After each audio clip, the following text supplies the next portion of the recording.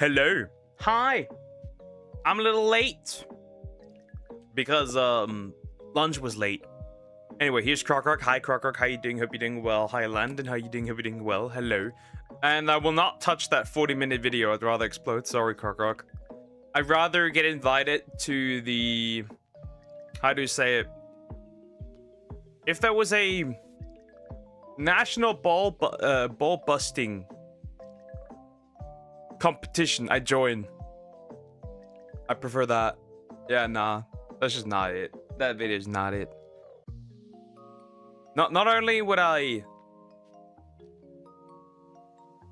Not only is the voice uncanny because it tries to sound like a woman, but it's not a woman. Anyway. But also the topic doesn't interest me, really. Hey, Puck Australia, I found a new spider. Aren't you happy? Burn it to the ground. Fair. Burn it to the ground. Also, 40 minutes about movies. I can't take that. Movies that I don't really care about. Nonetheless.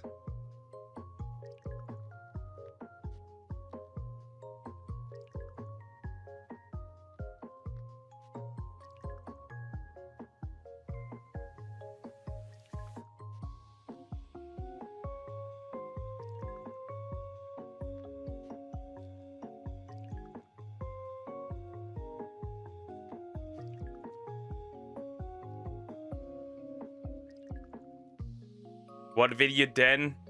Anything but that. Anything but that. Anyway. Jeez. Fishing, huh? Fishing. But like busting. I said ball busting, you know? The fetish where like people like... How do I say? Getting kicked in the balls and then getting enjoyment out of it. That kind of thing. Called the ballista spider. It builds a catapult that launches ant. Humans imitate animal life, I suppose.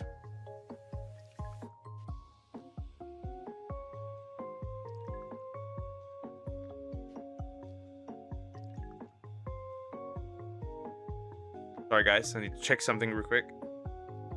You said you were tired of the John Wolfie videos? I never said that. I never said that.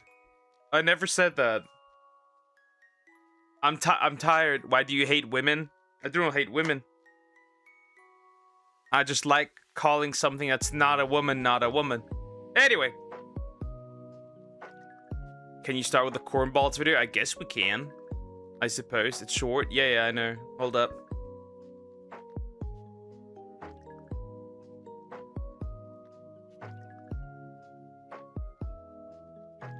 Hold up, guys.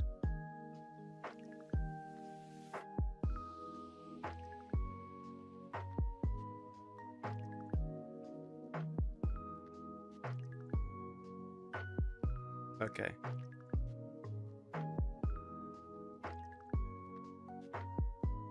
Sometimes people have a bad time and then you gotta take care of them for a little bit.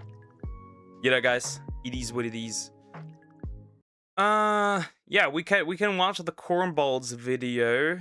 That's fine first, and then whatever. I'm gonna get through all the drama I need for the week, and then we'll see. Because right, I need still a good amount of that stuff as well. I also forgot to upload a second video today because I was super busy. Right, so I cooked a Pokets. Oh, only 40 minutes. And then about something I really don't care about. Yeah, nah. There's a thing about Australia, like a fake recording of our current prime minister went viral a while ago, with someone sounding like him saying, "I went to a McDonald's and I shat myself." Wonderful.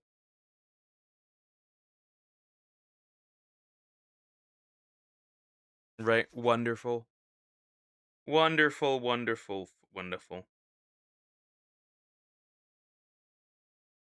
Okay.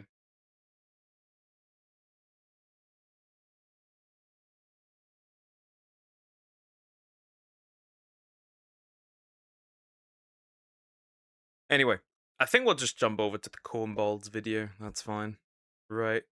That's fine. And we'll start immediately, get through some of the stuff I have today.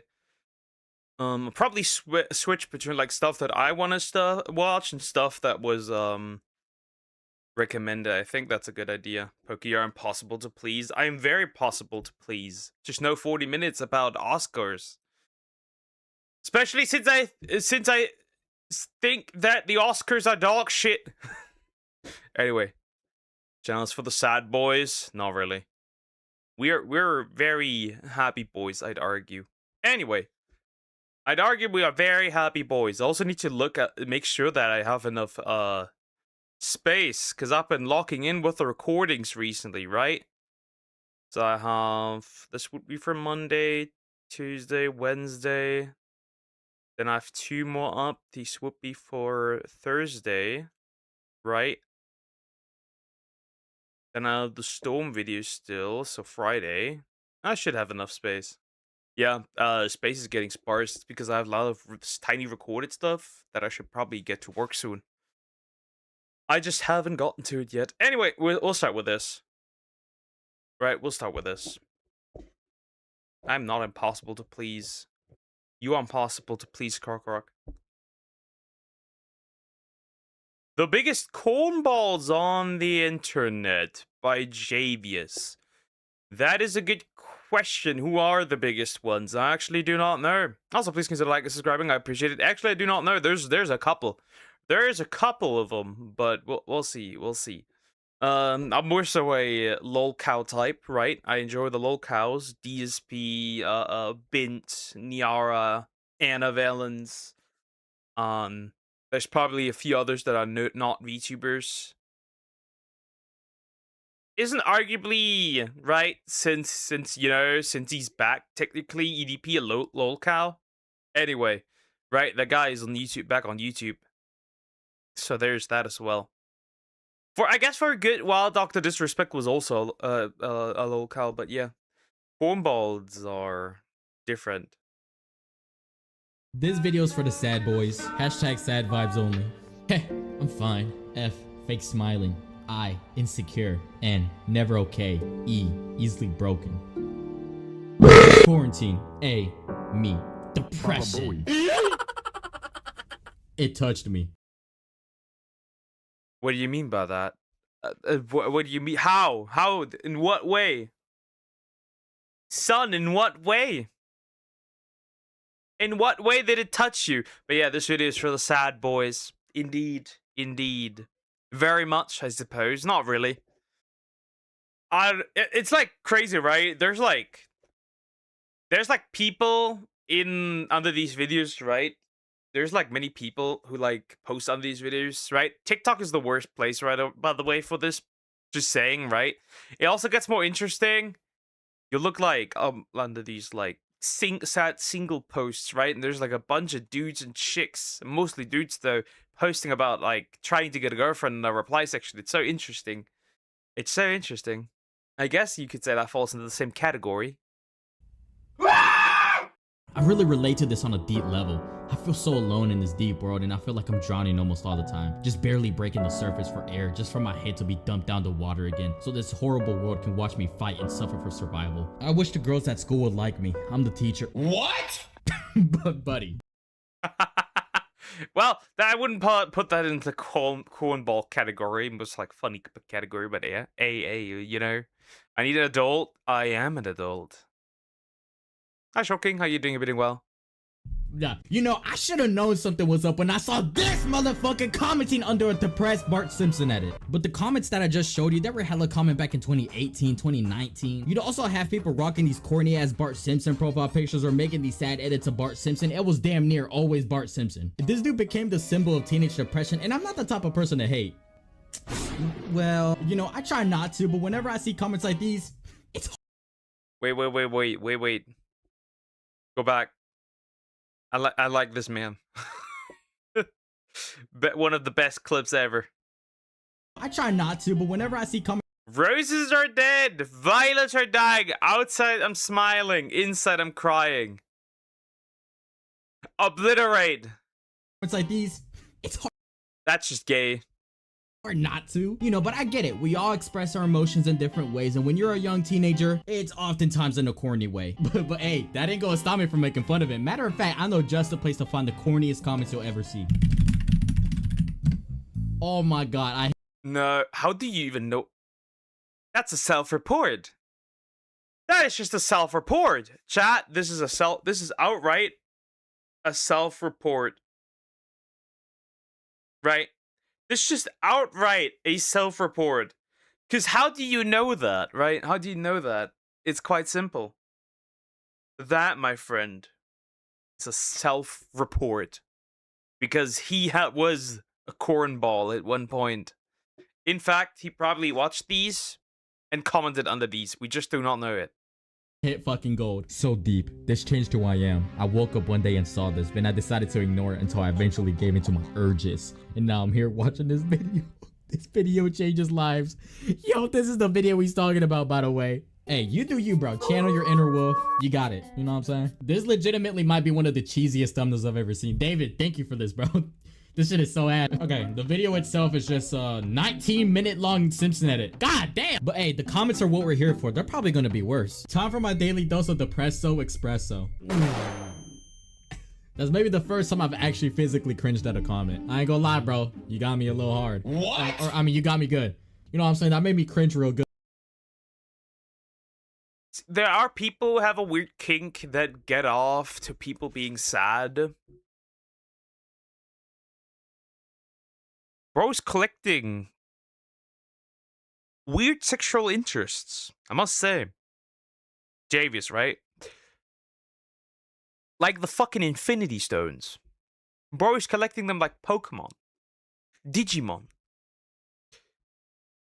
Or a hoe collecting STDs. Anyway. Good. You know what I'm saying?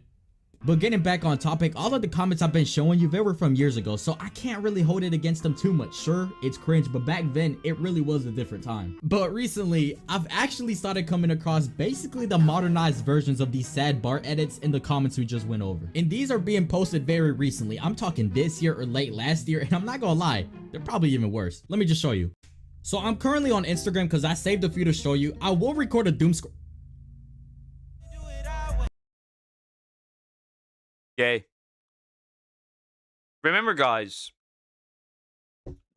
liking femboys is still not straight. You are still attracted to a man, to a dude. I'm just saying, you are still attracted to XY chromosomes. Just saying. No, the excuse that you're attracted to femininity does not apply here. That's still a man. Anyway, I just wanted to say that. You're still gay. Anyway, remember the meme that if you got every different type of COVID vax, you get unlimited power? I never got one. See, I've never got one because the moment I was supposed to get the vaccine, I got it. And then when I was supposed to get it a second time, I got it again. So I just escaped it.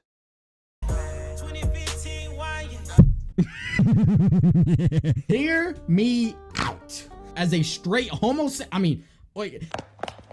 a straight heterosexual man, you know what? I'm gonna keep it to myself. All right, here's the first example. Let me get in character for this one real quick. Since you did consider it, you are now part of the bi club, which means you're just the straight people of LGBTQ. Quick, when Joker said, "If you could read my mind, you'd be in tears." That shit hit hard. See, this doesn't sound hard like you think it does. Actually, let me open the comments. This is Instagram after. Ooh, we're seeing a little bit of hate here. Not too shabby. You know damn well, if this was on YouTube Shorts, people would have actually been taking it serious. You're sitting at the bar and Def walks in. He sits next to you and says, "Finish your drink. It's time to go." How are you responding? Yeah, I just know the comments are good for this one. To the bartender, one more drink and a double for my friend here. He has a very tough with that, right? No! Alright, I found another one. Most of the comments though, they're making fun of it and being ironic, but there's some people being dead ass. Heh, sit down. Have a drink for yourself, old friend.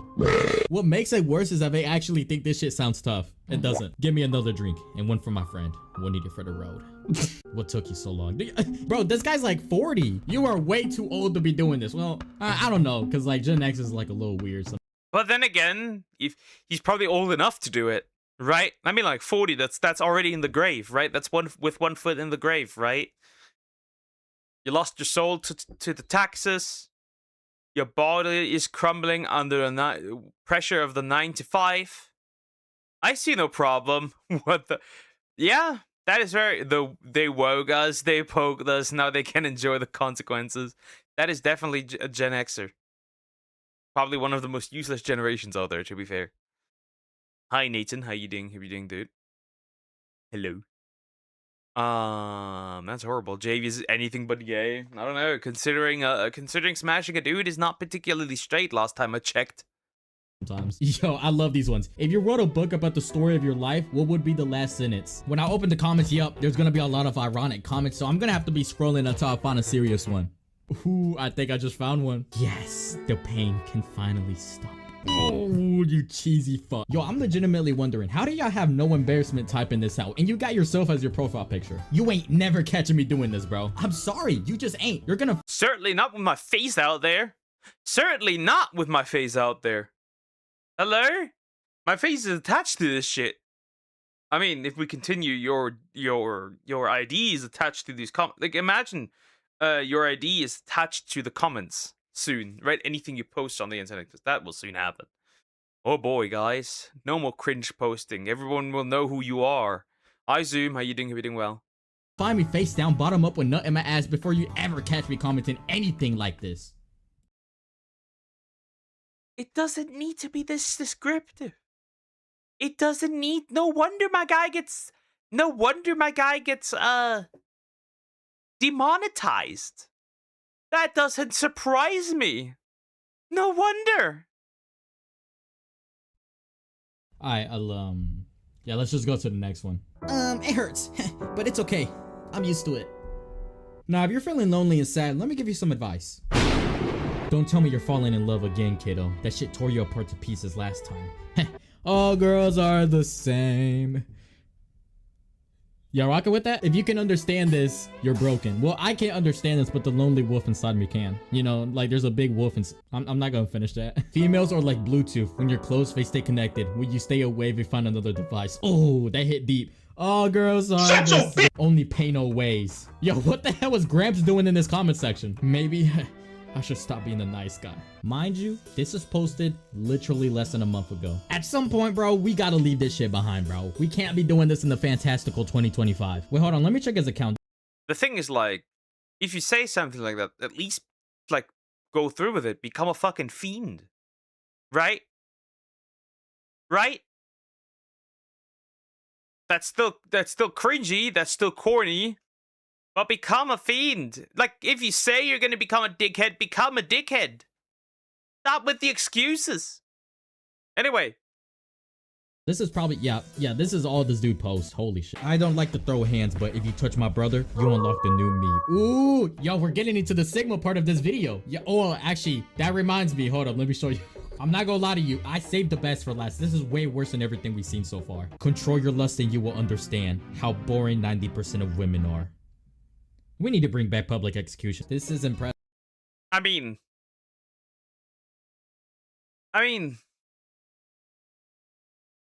is he wrong? Is he wrong? To be fair, if you just focus on yourself, I am imagining most people probably become pretty uninteresting. But is he wrong? I wouldn't say he's right, but I wouldn't say he's 100% wrong. Like, if people weren't absolute degens out there, right, and wouldn't fucking care, then legit, right? Right? Then it wouldn't legit not matter. Right? Like it would legit, right? Most things become uninteresting. Anyway, I have another request for later called "We Stole the President of Venezuela" by Brendan Herrera. I already know that, obviously. I don't think he can tell me anything new about it when it comes to Maduro, right? I already watched the video back then of them fucking taking this man and even having enough time to get a coffee in between. It's crazy. If I have a child, And they're a year old. I'll show them a meme from last year and say, "Feel old yet?" Bro, if you have a child right now,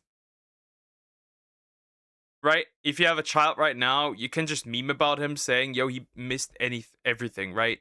You can just say that. Bro was born and missed everything. Coffee bug! Thank you so much again. Thank you, thank you, thank you, thank you, thank you. I appreciate it. Thank you so, so much. Hi, Cricket. How you doing? Hope you're doing well. Hello. Sorry, yaps. Allowed death penalty. Huh? Yeah, sounds about right. I'd say so. Depends. Depends on who. Right? Hopefully you're gonna laugh from my request video. We'll see. Anyway. This is legitimately impressive. It really is everything corny condensed into one video. The visuals, the music, the content itself. It's a talent. It really is. I need to check this guy's account. I know he has more of these. Anime/quotes/motivation. Badass thinking. Quotes overloaded. Sure, buddy. Let's see what type of bullshit you're posting. All right, we're clicking a random one. Boom. When life hits you hard. Okay, can we go on to the next thing? How long is this fucking edit gonna be? Hit back harder. Okay, you know what? At least he's not being sexist. I mean, I guess we're heading a step in the right direction. What did you expect? Hit your wife? If life hits you hard, hit a woman. Was that what was expected? I don't know. We still have the video? Not really. There's nothing you can tell me about, like, anybody can tell me about this anymore. Like, I know enough. If you've ever disrespected me, and I'm calm about it. Ooh, he's using the Jericho voice. Wow. He's mad. Don't trust me. I'll fuck you up at the right time. Oh. Okay, that Loki sounded like I nutted, not like I was scared. Nah, but truthfully, is it just me or did anybody else get scared from that? I'm just saying. How to manipulate a teacher to give you extra marks in your school. We will be using simple psychological techniques. Dark manipulation techniques? Like a Sigma? Shut the fuck up, nigga! First off, start with the I need you approach. Play on their ego and make them feel as though they are the only one who can help you succeed. Right after that, Employ the twisted white knight technique. This guy's spewing a whole lot of bullshit, bro. I'm not gonna lie. I can tell this guy stinks in real life. I'm just saying. I can just tell. All right, I'm not gonna lie. I had to get off the account because I was scrolling through it and it felt like the equivalent of this GIF. All right, this post was made by one of those business Sigma accounts. I would rather eat runny shit with fake friends than eat caviar and steak with real ones. I don't know about that one. I think you just have a shit eating fetish. Maybe read that slowly as if that's gonna change anything. Yeah, nah, this is ironic. This one's gotta be ironic. Go to hell. Oh, honey, where do you think I came from? Ooh, respect 100. Bro, I'm 18 saying this. Ooh, guys, look at this. Look at this, right? Look at this. This is what you should be afraid of. Exactly this. Look at it carefully. This is what you'll have to have the sign once you're a big boy, right? Look at it exactly, right? Just look at it. All right. There we go. The job application. Go get a job. Anyway, what about Evan Hartha wants your butt? What the fuck?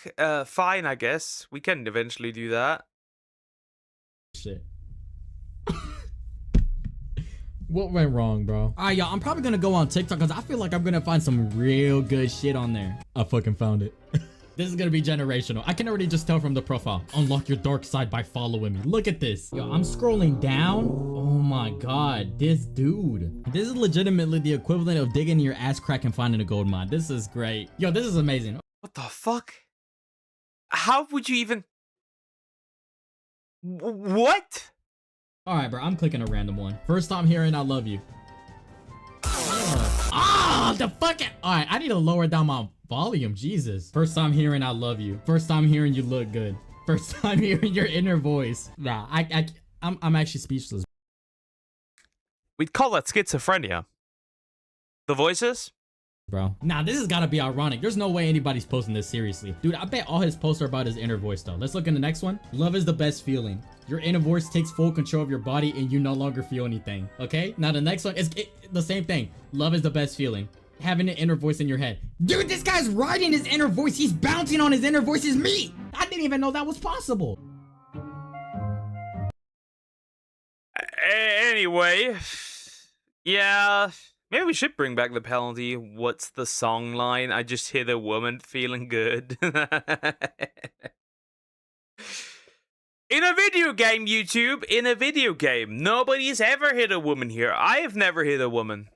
Okay, fair. Maybe in, like, primary school, I may have hit a girl here and there, you know, but that's primary school, okay? Okay, different times. Back then, we had still equal strength stats, okay? Anyway, equal strength stats. Regardless, that was funny. I'm slowly getting a headache. Help. Wake me up inside. I can wake you up while I'm inside. Anyway, so there are no women in video games. No, they do not. There are no women in general. All women, especially on the internet, there are no women because they're all 40-year-old men with a voice changer.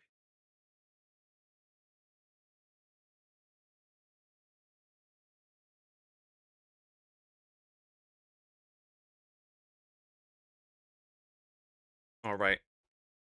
Next, the video that I want to look at. We're gonna look at the downfall of the new Halo game. Right? I'm gonna swap between stuff that I want to watch and stuff that you have. Oh no, actually, let's do that Asmongold clip and then something else. That's fine. Like the most insanely epic fishing RPG you'll ever play. Anyway, we'll do that, and we can do the Halo one eventually as well. And to get through all these Absolutely things. nothing. But apparently...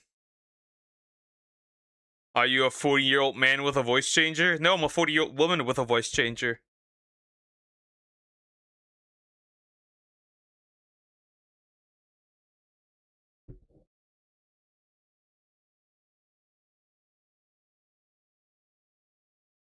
Alright. Yeah, today is an interesting day. Regardless. Most controversial clip on the internet right now. What is so controversial about it? I've actually not, for once, I've not seen anything about this, right? I haven't seen a clip, like the clip. I haven't seen anything at all, right? So we'll see what this is about. I'm curious, right? Asmongold clips, we're going in. Also, please consider liking and subscribing. I appreciate it.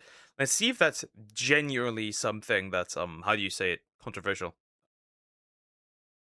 Absolutely nothing will prepare you for what this wheelchair user does when the chairlift at the train station doesn't work. This has 17 million views. Yes, I've been... Damn. Damn, just admit your AI. I would be AR. If anything. I would be AR. waiting for this coverage. I didn't even know about this. The lift's down. Rip.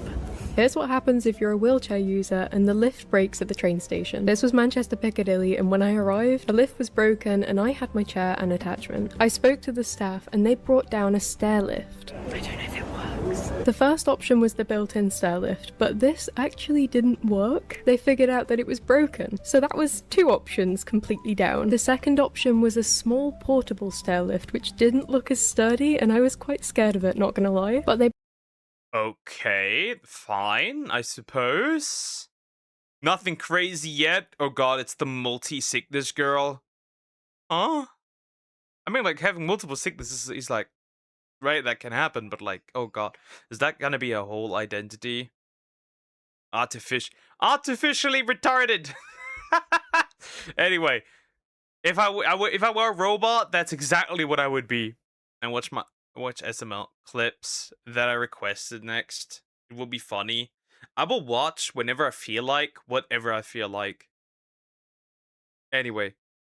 Brought it down anyway, and when we got to the bottom, we realized that my chair wouldn't fit onto it. I have quite a long wheelbase with my attachment, so we couldn't do it. We'd just gotten off a flight too, so I couldn't even detach my attachment because it was physically taped together and we didn't have scissors. So in the end, because I'm ambulatory and I did have a bit of energy on this day, I offered to walk up the stairs while they carried up my setup. The staff were really helpful in this case, but I'm not sure how it would have been fixed if I couldn't walk up the stairs. Travel is really unpredictable anyway, but if you add in being a wheelchair user, you never quite know what's going to happen or how to get to your destination. So traveling with a disability is a roller coaster. I'm not ready to get mad. So they actually don't hear my tics, and when I'm Yeah, it's not okay. Fair, it's like not that bad.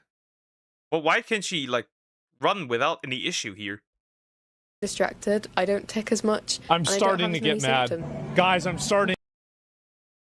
So like, I guess she's bound to a wheelchair. I am confused. I am I am confused. So she needs the wheelchair, okay?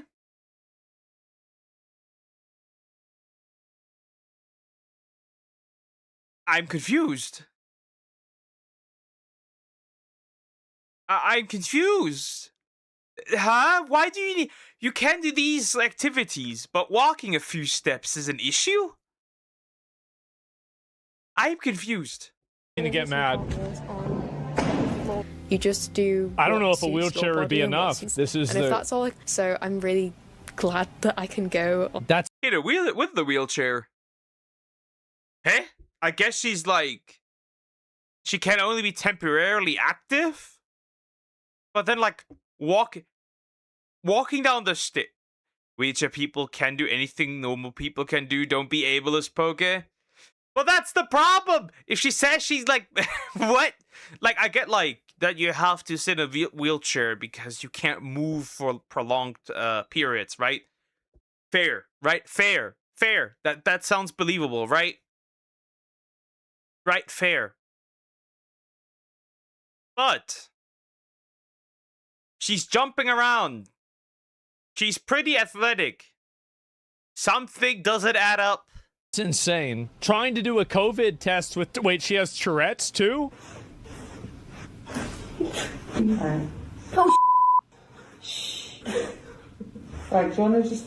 No. No, okay, I'm starting to not believe this at all. I'm sorry. No, I don't, nah. Your eyes, sorry. Oh no. Seizures and fainting in class? Wait, what? Small seizure. Absent seizure. Absent seizure begins. 2x speed? So she's recording herself. Like, I'm sorry, guys, but this is fucking ridiculous. I don't want to come off. Okay, I do want to come off as insensitive. This seems like another performative that acts weird. So, she cannot walk. But she can jump around without any issue. She has Tourette's. She gets seizures. What else is there? What else do I need to know? This girl's quite the interesting person. I think this person might be clearly mentally ill. There's something there as well. For fucking attention. I came out of this faint and went straight into another. I can walk good on some days. No way. This is what. Skating. I feel really tall. Sometimes I can't move my legs at all, but on really good days like this, I can do something. Oh my god. Like if it was just the wheelchair stuff, maybe this person faints often. Maybe they have epilepsy that's really serious. This is the same girl. You're a penis. Whoa, The woman exposed for using a wheelchair for being able to walk and do gymnastics claims to have multiple other conditions, including Tourette's syndrome, autism, and full body paralysis, which seem to. So, I have questions. I have serious questions. Bro got it all. She could be #1 in the oppression Olympics. Right? She could be #1 with the oppression Olympics. to go and come on a whim. I don't know what to say. Why is it that she doesn't do, like, I just... 5 years now, and I have learned a lot. I've had so many different experiences being a wheelchair user, and just that a wheelchair can really change your life. In the UK, there are not really drop curbs places. It isn't accessible to physically. Lesbian or bisexual? Which is it? Or pansexual, I suppose. Which is it? Which is it? Which is it? But the average wheelchair, I'd say, like a quickie nitrum, is about £2,000 or £3,000. I just, dude, look at that. Fuck. Fuck. Fuck. Penis. It's so weird, bro, like... It is June, which means it is Pride Month. And as a lot of you may have seen, I describe myself as queer. Now, if you scroll through my content, you will see that number one, I have a boyfriend. I am dating. You're telling me that she considers herself queer based on illness.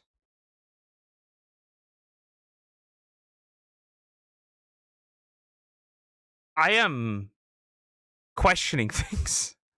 That's one heck of an immune. There is no immune system. It does not exist. Wow. That's so interesting. That is so interesting.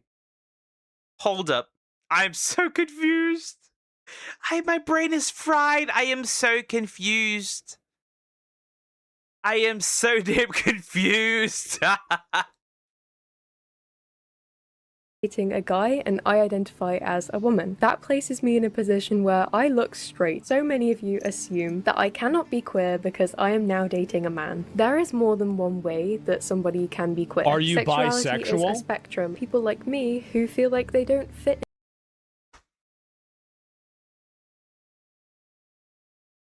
She is queer based on the fact that she has autism.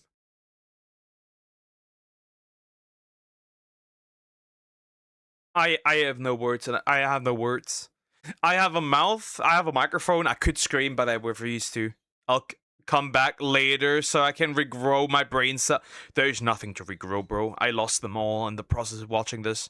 It's like that click of the woman on Pawn Star that brought in a collar hopping. Hoping it was a collar belonged to some of their ancestors' breed. It was a dog collar. This woman thinks she's... See, that doesn't work. People disabled aren't queer. Somebody who can't walk isn't automatically queer. That does not... Then again, we have now changed the definition of being lesbian or gay, right? Based on the fact if you identify as a man or a woman and not whether you like specific body parts. Right? Because right now they're at the point where they're like, oh, being a lesbian actually does not mean you're actually into like biological women, right? That you're a biological woman being into biological women. It actually just means woman identifying and identifying as a person identifying as a woman and loving other people that identify as women, which means that technically 2 trans women can be in a lesbian relationship, even though lesbian means same sex, loving the same sex as a female. Anyway, you get the idea. It's very interesting. Yeah, this is mental illness. Into a certain category. She just wants to be special. There are no ticks on her live. It's nuts. She found a cure. To this point, I have an armhole. I'm not, and it's... I crochet turtles and stingrays. And I was like... I don't know what's wrong with these people, bro. I really don't. This is going to be like an opinion that maybe is like a little bit, it might be too much. I think that there's a lot of white girls that aren't able to cope with the amount of white guilt in society. So they have to invent... Real. Why do you see so often, you know, it's quite often that they're, how do you say this?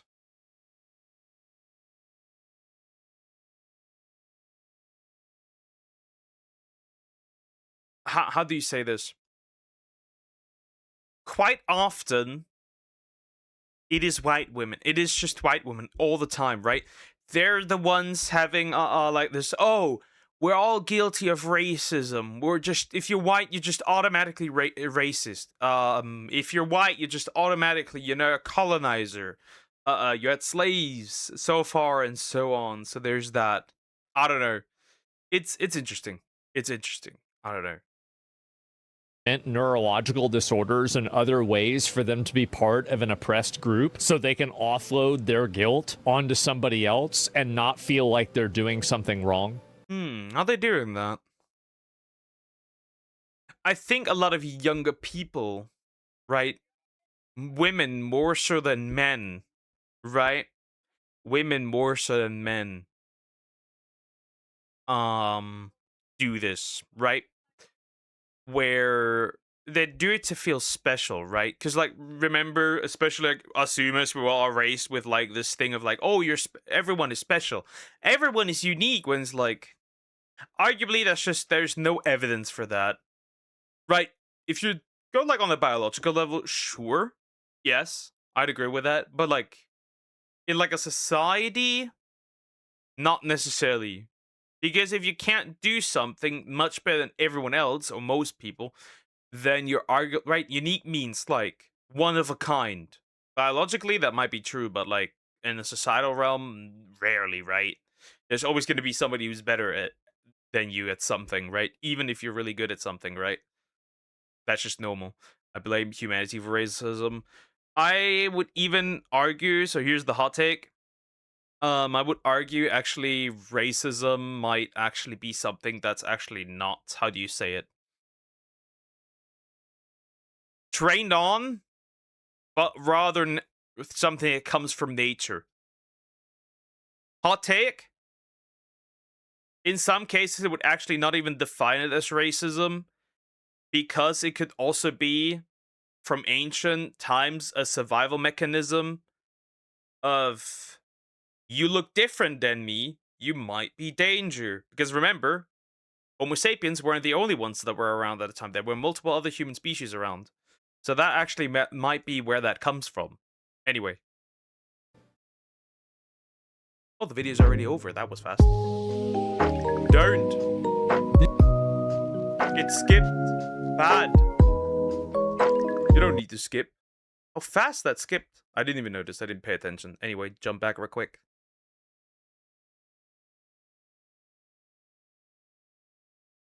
Jump back real quick. Doing something wrong. Anyway. Yeah, that's all really I have to say. Racism is advanced tribal. I am yeah, essentially that's what I'm arguing here, is that it is practically tribalism. A more extreme, would I say a more extreme form of tribalism, because back then we didn't have the tools to do what we were able to do during, for example, you know, what happened in the United States, what happened in Europe, what the Muslims did to Africa and Eastern Europe, right? Kind of makes sense, I think. Kind of makes sense. At least to me, but who knows? Who knows? I might be wrong. I might be wrong. See, I'm not saying that it's good, by the way. Before anybody comes, I'm not saying that that is good, right? Just because it's natural doesn't mean it's good, right?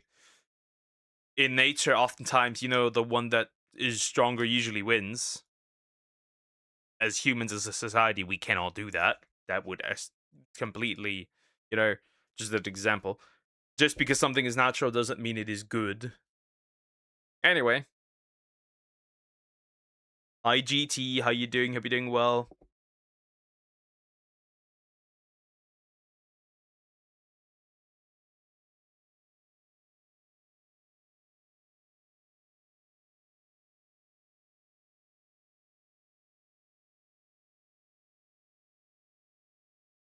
Anyway, we can remove this. Let me click on this here so we can do that one next. I'll swap around multiple times, that's fine. Yoink. Why do we start with the Vivian clip anyway? It's always the kabooms. Fair.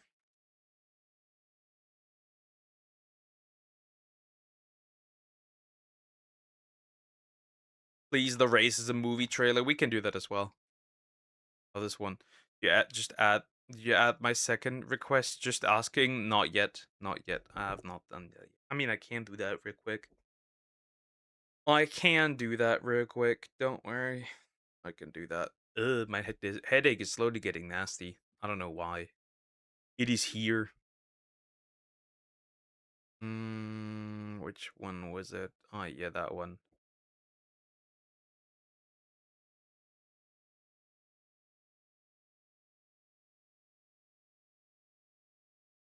Let me look who that is.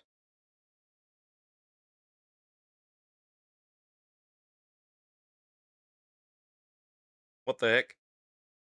Anyway, that's just an interesting title. Nothing more, nothing less.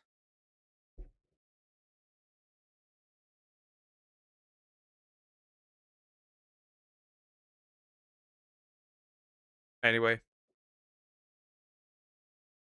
Regardless, we can continue with this next. That's fine as well. We'll get through all of this. Good day for fishing in it, headache are the worst. We're all just your needy children, aren't we? Essentially. Essentially, you guys are, kind of. Anyway. Most insanely epic fishing RPG you'll ever play. By Mitch Mannix. I have no idea what this could be about. We'll see. I know we'll get nuked by Oblivion here, but whatever, I suppose. I think that's Oblivion. Looks similar at least. Could be. Anyway, we're going in. So far, I have covered Also, please consider liking and subscribing. I appreciate it. Thank you so much.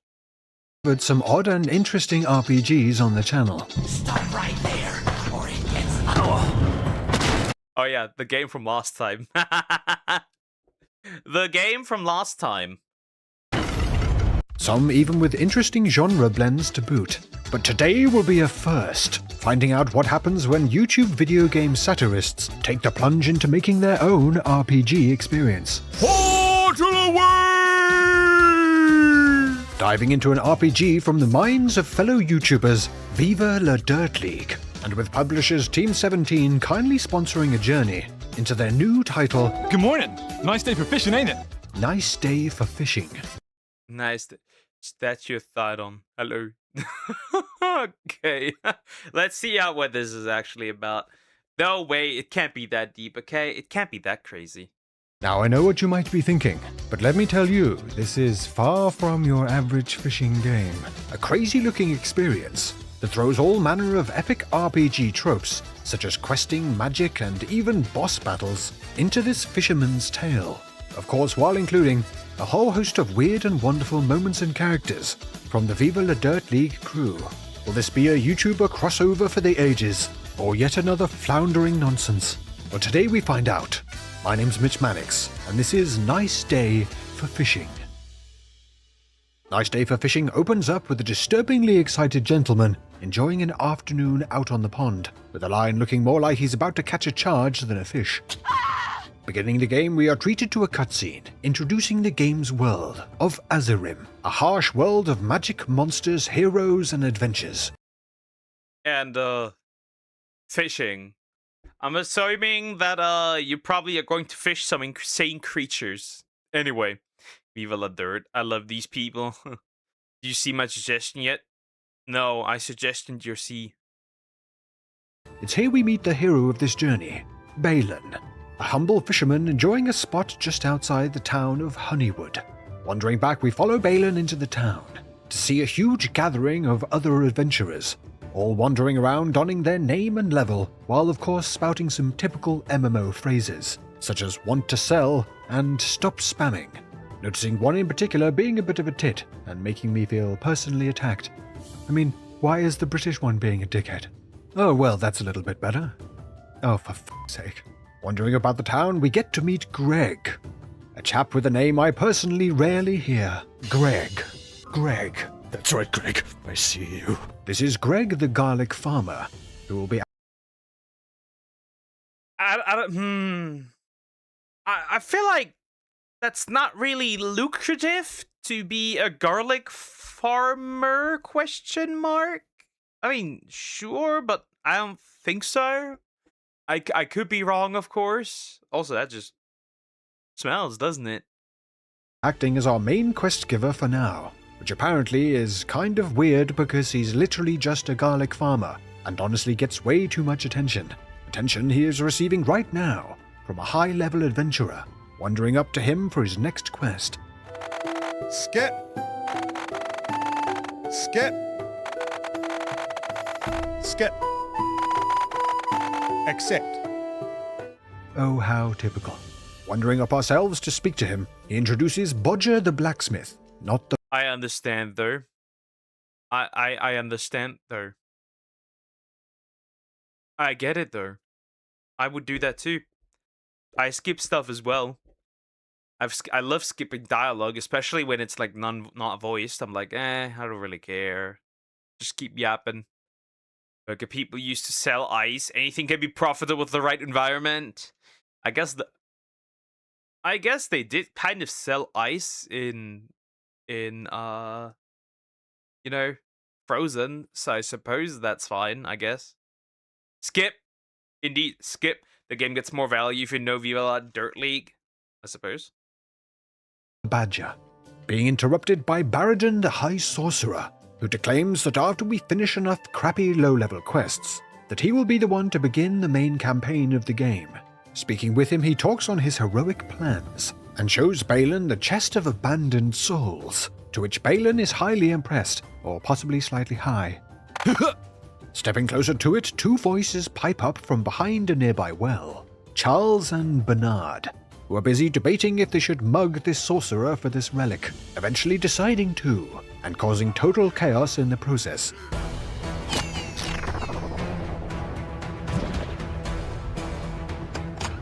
With the relic getting out of control, Baradin suddenly remembers that he has left the oven on at home, and buggers off.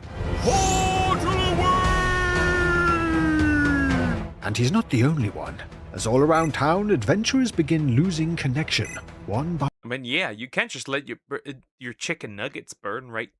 You can't just let the nuggets burn, right? That's fair. I get it. By one, leaving only the town's NPCs and Balin, who is sucked into the relic which explodes in a shining light, leaving him back in town, but now with a much more adventurer look about him. Now curiously with his own level hovering above his head, Balin speaks to Greg and Bodger, who are just as baffled about the disappearance of the town's heroes, leaving Balin to take their place. But a plan must be made, with Greg tasking him with picking up some garlic and heading to the water to catch some fish for him, with this giving us our first chance to see one of Nice Day for Fishing's core mechanics, that of course being, it's fishing, which plays out like a combat encounter, and as we'll see, ends up being far more complex down the line than simply casting one. But for now we only have to hold down the attack to drag in this Honeywood herring for Greg, who then sends us to Bodger. Honestly?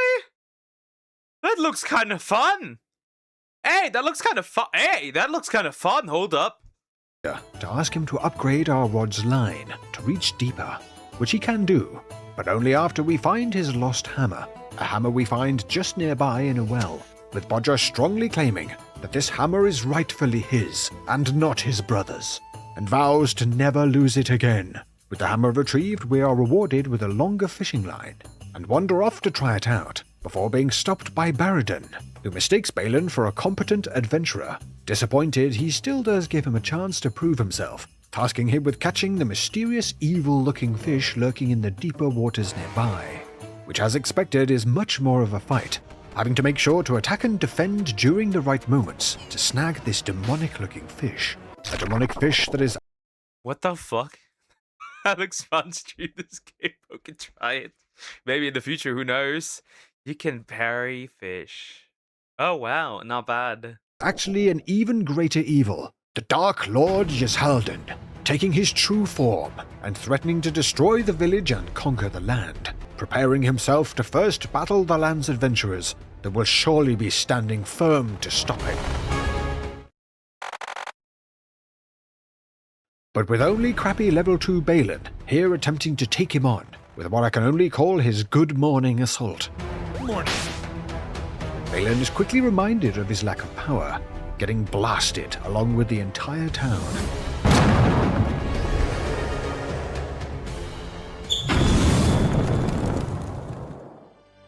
The The game is in 66% sale right now. Oh, not bad. So, the second quest list is just pull the evil lord out of the water.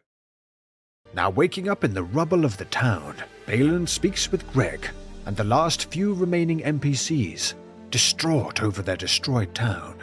Grabbing Bodger's once again lost hammer out of the well, Greg once again requests some fish for food, which Balin easily grabs from the water, getting to stare once more at the shiny loot chest with no way of obtaining it. Why do you torment me? Getting another level, the plan is made to fashion a boat to get out on the open water and explore, with the mind to hopefully find a way of rebuilding the town. Picking up some scrap wood from the wreckage, a boat is fashioned, and despite trying to entice the swanky-looking chest with a bit of garlic, it is to no avail. So instead we seek out Baradin, and his charge, as he calls it, as a lowly tutorial NPC, getting further introduced to some more intricacy around the game's fishing/RPG combat blend, unlocking the ability to parry enemy attacks. Why? I have a question. That's such an interesting combo, though. Right? That's actually really creative. I like that a lot. That's such an interesting combo. That's funny. That's funny. Okay, that's peak. With a well-timed block, a spell to recharge our stamina, and most importantly a magnet to use to grab bits and bobs down in the water. Allowing Balin to snag a sweet rod upgrade, as well as a magic scroll we are able to use to progress after returning to Baradin. And while doing so, hearing a crying man or a particularly loud swinging door, we come across Eugene, who is being held captive by an angry goblin. A goblin who is luckily easily satiated with a few fish, who then releases Eugene as we head back to return him to town. The return journey, however, presents a much larger problem, with a huge boss named Thurdoth the Fierce blasting out of the water and beginning a brawl. With this once again There are fucking boss fights too. Why am I surprised? Why am I surprised? Right away. Sure. That's so interesting. taking combat up another notch, needing to use parry timings, spells, and consumables to eventually take down this hulking terror, with us finally being able to return Eugene home, who is so rattled about the ordeal that he has to channel the spirit of Michael Jackson to calm down. It's here the game opens up, allowing for taking on a number of quests to meet some new faces, such as Fred and Frida, who I get the feeling have one hell of a healthy marriage. You look like a baby wearing a costume of a sad old man. Okay, I'm not gonna lie, you got a point there. A woodcutter out in the forest outside of town, as well as a full-blown fish. We love our abusive wives, right? We love them. We love them. God named Thydon, appearing as a cursed-looking apparition and acting as a way to access another of the game's zones, the coast of Azarim. With each new zone, of course, coming with a host of new quests and, of course, new fish to battle and catch. Each fish has its own preferences when it comes to what bait is to be used, as well as... Is that a pigfish? Is that a boar shark? its own timing when blocking and parrying its attacks. When it comes to bait, as the game progresses, more will be unlocked and can be found out in the game's world, ranging from garlic we have already seen, to, as you could imagine being published by Team 17, some very animated looking worms to pick up and use.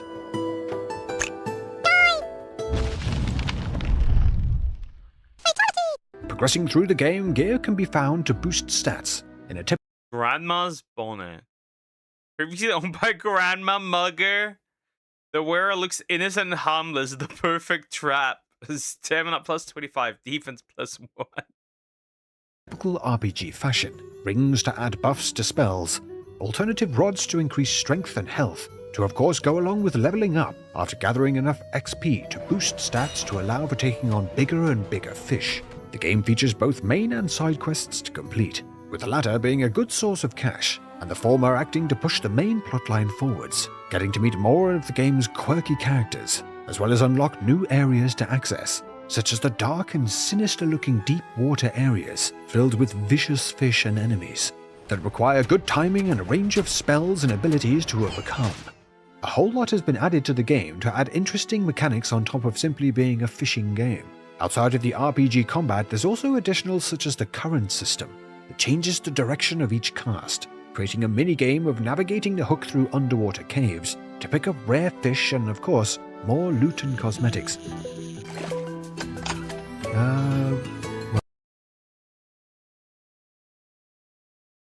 The what? Anyway.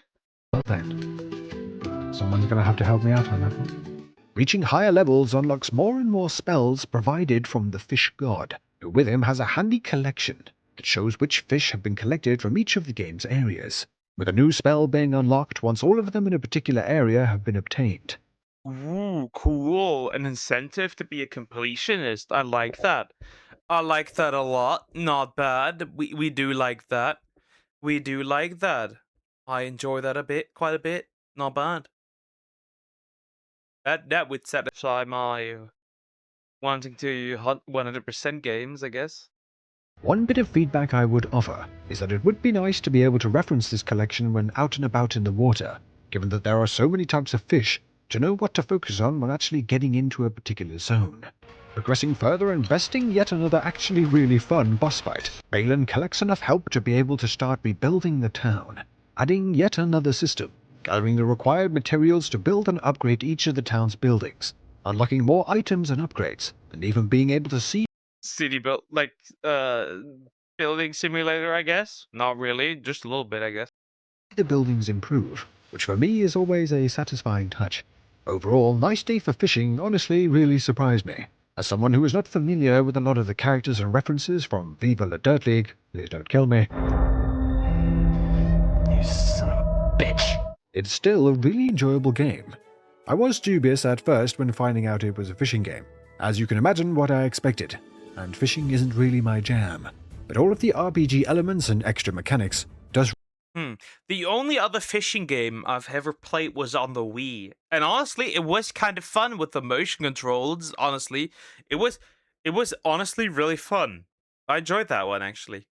Really well to turn this game into something else entirely, more of a classic pixel art RPG, with a whole bunch of progression, and with the boss battles in particular being a really pleasant surprise. A game that's just super easy to pick up and play, and one that I can imagine being great for just chilling out or playing on the go, which is a boon since the game is also Steam Deck verified.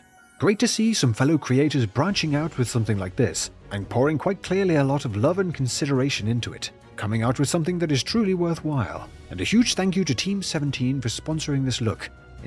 Honestly, it does look really fun, right? It does look like they put a lot of love into this. To easily the most enjoyable fishing game I have ever played, with this game being available right now. If you're interested in checking out the game, head down to the description to find out more. But enough from me, what do you think? I'm always keen to get your thoughts down in the comments. Huge thank you to my patrons as always, and stay tuned as next week we will be going on another long-form deep dive into a truly baffling title. So make sure you're subscribed so you don't miss. Yeah, that was fun. Honestly, that was fun. That looks fun. That looks really fun. This game looks actually really fun. Yeah, for a fishing game, for sure. Yeah, that looks fun. We never really get to see anything like that, right? Because, like, bigger companies don't really do anything with that, so it's usually up to indies. I mean, fishing plus RPG, honestly, not bad. Not bad at all. And then also it would satisfy my completionist heart. Honestly, it would be kind of fun to play that. Who knows? I'll keep that in mind when I look for games. I'll keep that certainly in mind. That was fun. I just bought it 10 minutes ago and playing it now. Do you have Patreon? Nope.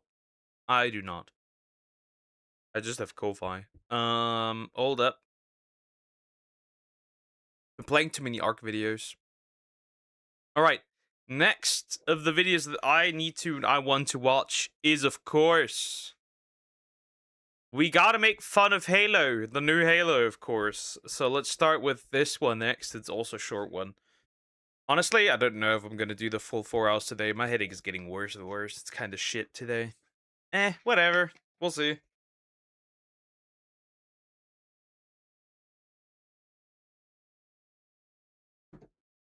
I got it too. Not bad, not bad at all, guys. Alright, here we go. Halo Studios pandered to the modern audience and it cost them everything. Apparently, yeah, layoffs. I be real. That's not a good sign. Layoffs straight after a launch is a questionable behavior. That is not normal.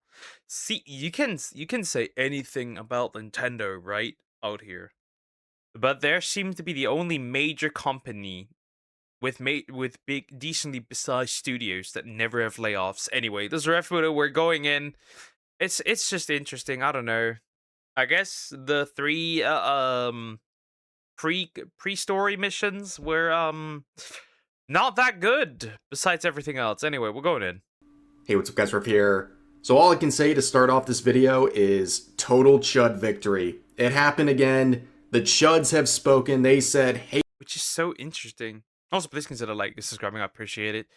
I don't know. Like, I would have never imagined that this would happen to a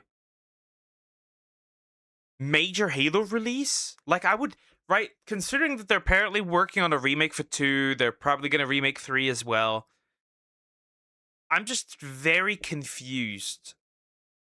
How you can mess this up. I don't know. See, it does really look like the campaign devolved. I went to the races yesterday. Was it fun? Hopefully.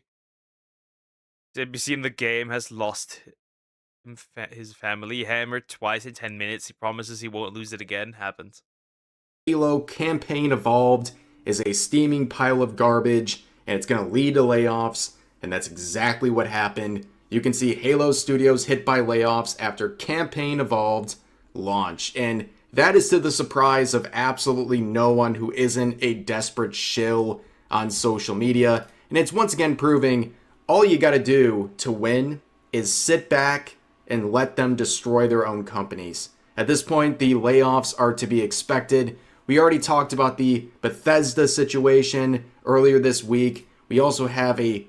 Yeah, and people were apparently going after Jorge for this, by the way, which is very odd, because, like, right, it's like, oh, these poor people were to him like, oh, these poor, you're to mean these poor developers, they're not at fault. It's the corpos, it's the higher ups that are at fault. Nope, it's not, because this whole problem does not start with the higher ups. It is much deeper. It is with the developers as well. The issues also come with the developers, right? Right? It's really that simple. It really is. Because, like, have you seen these people? Every time they do anything, it's the identity first. I'm not a game dev. I'm a trans developer. I'm not a graphic designer. I'm a non-binary graphic designer, right? It always comes with that. All this weird ideology shit is ingrained to the tiniest, smallest person in there. That's a reality. Halo's buns. I didn't even play it. Halo's great up until 4. Then it becomes questionable because with 4, you can tell people started developing the games that have according to what others said. People started developing Halo games that know little about the lore and franchise, apparently, right? I mean, you have literally people working there that say they don't like to develop games that are shooters, right? They don't like developing games that have guns in them, right? And I'm like, why are you there? This is a first-person shooter. Are you stupid? Mass layoff round expected for EA as well. And we also have the Activision Blizzard situation where the allegations against that company that plagued. Apparently, as far as I know, apparently it was all lies. Apparently, the Activision Blizzard thing, the allegations were apparently false. They were lying. Anyway, so therefore we can call that one character in Overwatch McCree again, right? Though I think most people actually never stopped. I got this game, I was hopeful. Now I'm like, fuck, since I'm streaming the game and have to finish the campaign at this point. Should play the original Halo out of spite. Them for years have been largely debunked, and now you have these weasels like Jason Schreier who are a part of that whole campaign desperately going to YouTube to defend themselves. And by the way, that is a platform that he mocks all of his critics for using. And now we have this. Halo Studios with a round of layoffs, many employees announcing even after 6 years of being with the company, they have been laid off. And this is not a surprise to... Yep. Which is interesting, right? Who lied about sexual harassment. The people going after Activision and Blizzard. Interesting. 60% review, 11k reviews by the way, which is crazy. Just 2.6k in game. Isn't that a little low for a Halo game? Anyone who's paying attention, just look at the Steam charts. I know all of the usual suspects get very mad when you pull this up, but guess what? It was right again. It was an indication this game was a massive flop, and that makes sense when you have 2,600. Apparently, the PlayStation numbers weren't that big either. Apparently. Apparently, they weren't that big either. 100 in-game players for Steam only a week after release of a remake of one of the great classics in the gaming scene, and even more players right now are playing the Master Chief Collection. Okay, that should really tell you something. In fact, the PlayStation 5 release for this, which was a little experiment, was an absolute disaster with just 1% of PlayStation. Halo Campaign Evolved performed well on Xbox, but PS5 gamers give it a collective shrug. Just 1% of PS5 gamers tried it, hurting Xbox brand identity for no real return. What? That's kind of sad. That's sad. I mean, I guess. See, we have to look at this in like proportion. There's still not that many people that own a PS5. There's still a large portion of PlayStation like players that still play on PS4 because the PS5 doesn't really have that much of a return on investment. And it likely will have less and less considering that they're going digital only. 5 gamers even trying it, and now there's some data to suggest that in the month of July... Bro, they got fucked by Palworld. By Black Flag? Interesting. Ubisoft W, I guess. Of course you don't win against Call of Duty, right? Halo Campaign Evolved only sold 350,000 PlayStation copies, getting beaten out by Palworld, Minecraft, Grand Theft Auto 5, among others. Now, of course, don't point this out because people on social media, the shills, the sycophants, will say Halo fans are the most miserable, unappreciative fans in the world, and if Halo dies, it's because nothing will ever... If Halo dies, it is Halo Studios' fault. Absolutely.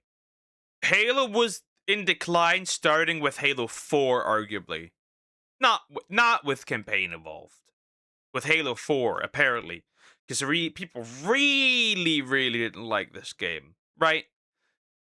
Halo Infinite was already not performing super well as well. So there's that. Online is essentially dead, right? So there's that.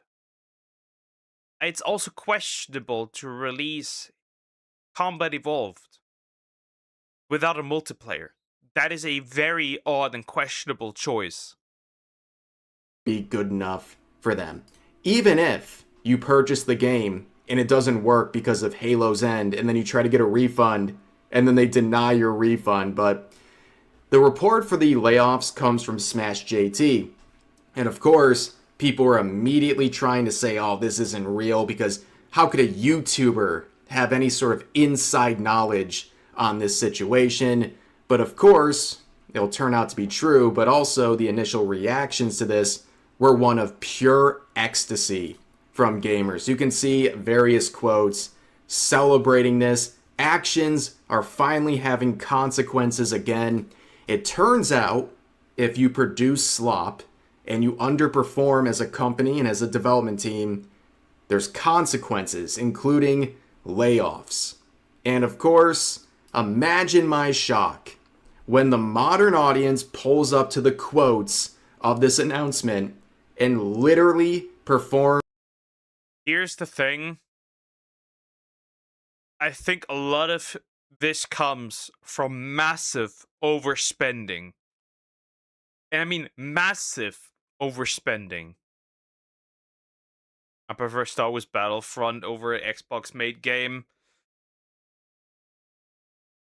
The thing is, right, Halo is one of the most popular franchises ever, right?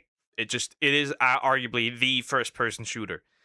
It's just that a lot of these this company, I can almost guarantee you, massively overspend on this game, right?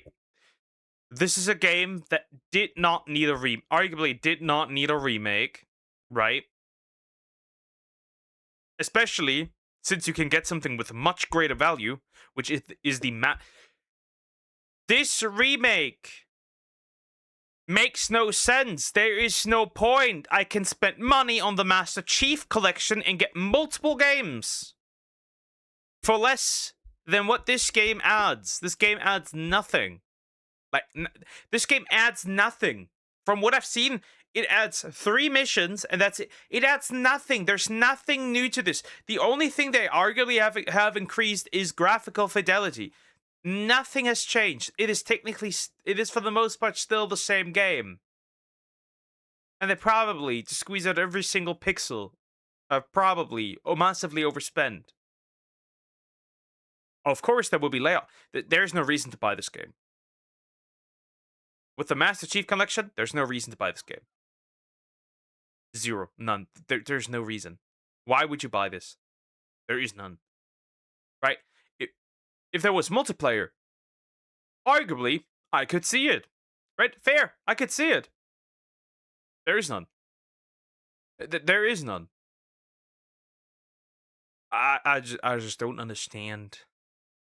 You know what this reminds me of? When they remastered The Last of Us right after it released.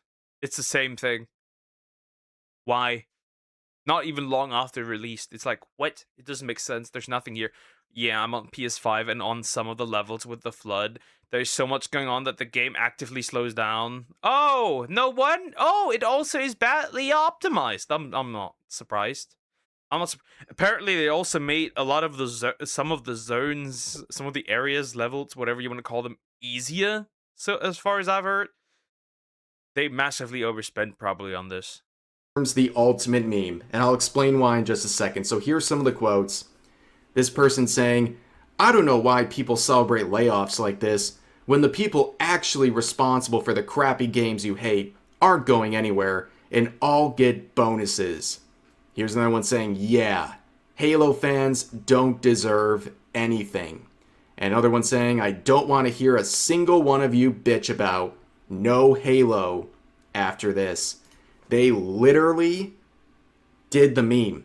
They captured the exact dialogue that I've been covering the last week.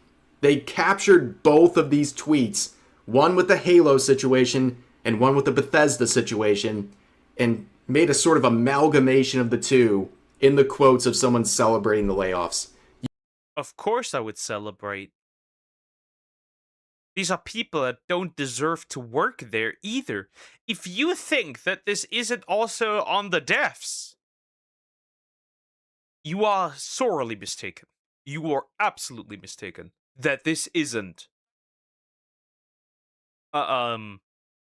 that this isn't on the devs themselves as well. I mean, have you looked at the whole team? Like, have you looked at what teams they have? Like, how the teams look there?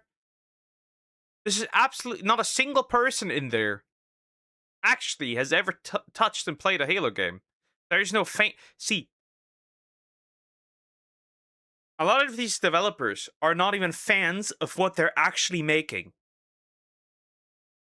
We have seen this with was it with the recent Diablo, right? Not the mobile one, the mainline one. A developer was surprised by his own game because this man hasn't played the game. They don't even play their own games. What do you expect here? Nothing. You can't make this up. The modern audience, well, their games might suck, but they produce a lot of great content on social media.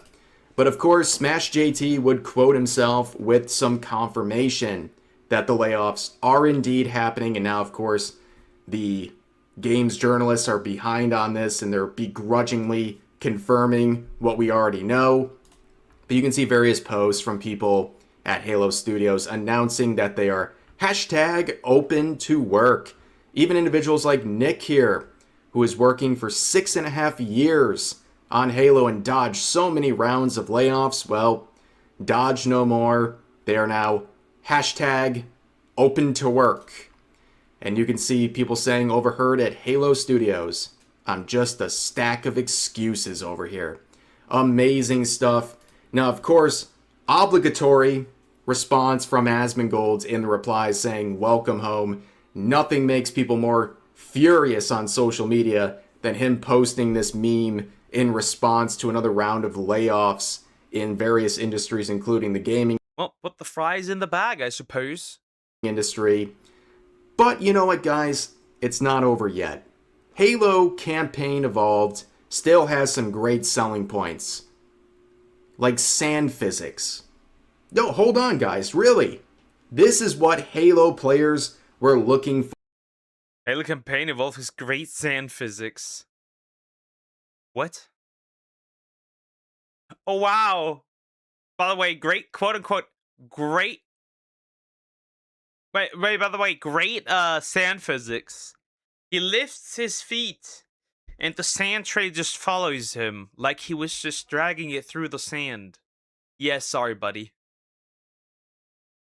That isn't flying. What is this? What? Get out of here. Forward to sand physics. Of course, you can see quotes saying the guy who spent hundreds of hours on this just got laid off. Yeah, probably. That would seem about right. Here's another quote saying the highest compliments paid to this game are sand, water, and lighting and spark effects. All consequences of Unreal Engine / time wasted not polishing the actual gameplay. And they're not even joking, by the way. There was an article praising the water in Halo. They did the meme. Again, just like the modern audience, they're so predictable. These games journalists do the meme. Let me say this again. Massively overspending on things that are not that important. You can't swim anyway. So what's the fucking point? You can't swim anyway. So what's the fucking point? Anyway. When they're trying to prop up slop games, they start making some article praising either the environment or even directly the water. Because that's what Halo players wanted. They thought, wow, a ground-up remake of Halo Combat Evolved. I hope the water is good. It's pathetic. But of course, things get even worse. We're learning more information about the development of this slop. IGN reporting. A new report suggests that Halo Campaign Evolved had a fairly troubled development that caused the multiplayer project to be cancelled. Imagine my shock when this team of activists had development troubles with Halo Campaign Evolved. I cannot believe it, ladies and gentlemen. But you can see the quote saying, I'll never understand how remakes can have troubled development. The game already exists. Half your work is done. Literally. What? How is this even possible? They even bragged about having the coding for the original game. They just didn't know how to use it. That's the problem with these activists. What? I'll never understand how remakes can have trouble development. The game already exists. Half your work is done. You're telling me that these people had the code, they just didn't know how to do with it? How is this possible? The question is, can they put the fries in the bag without yapping about slavery? No.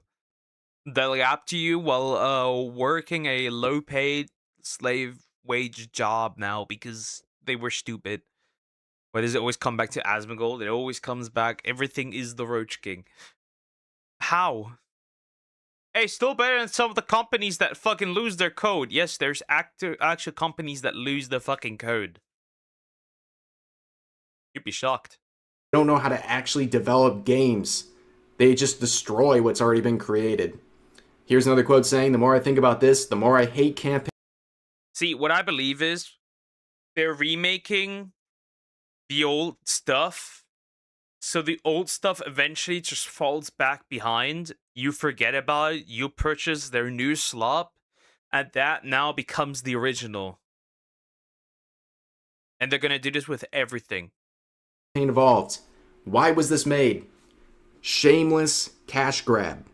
And they were trying so desperately for a W, something that will produce goodwill for the company, and it failed. Okay? This is the second remake. Okay?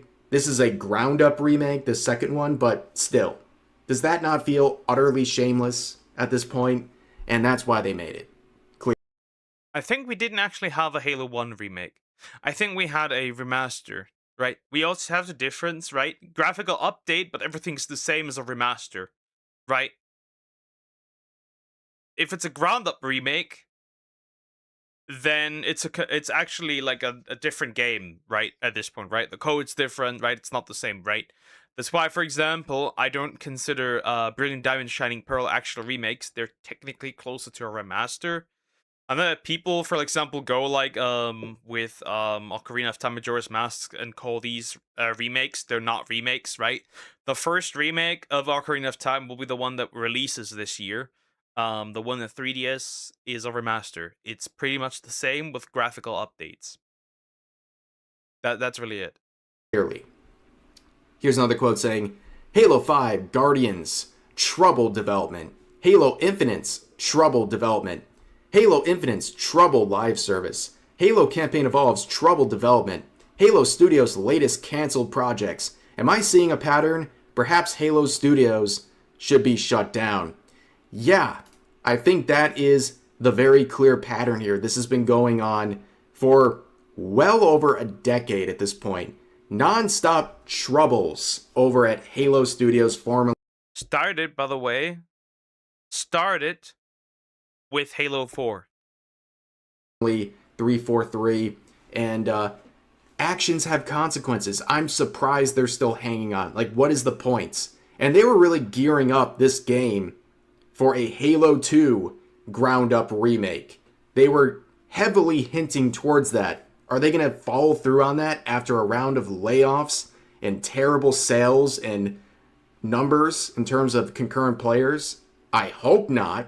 That'd be like the definition of insanity. Doing the same thing over and over again, expecting a different result. It's gonna flop as well. But some people seem to be confused, like the Act Man here saying, this pattern of every studio getting hit with layoffs or closed immediately after releasing a game is getting very tiring. Really hope something changes soon. I have a solution. Make better games.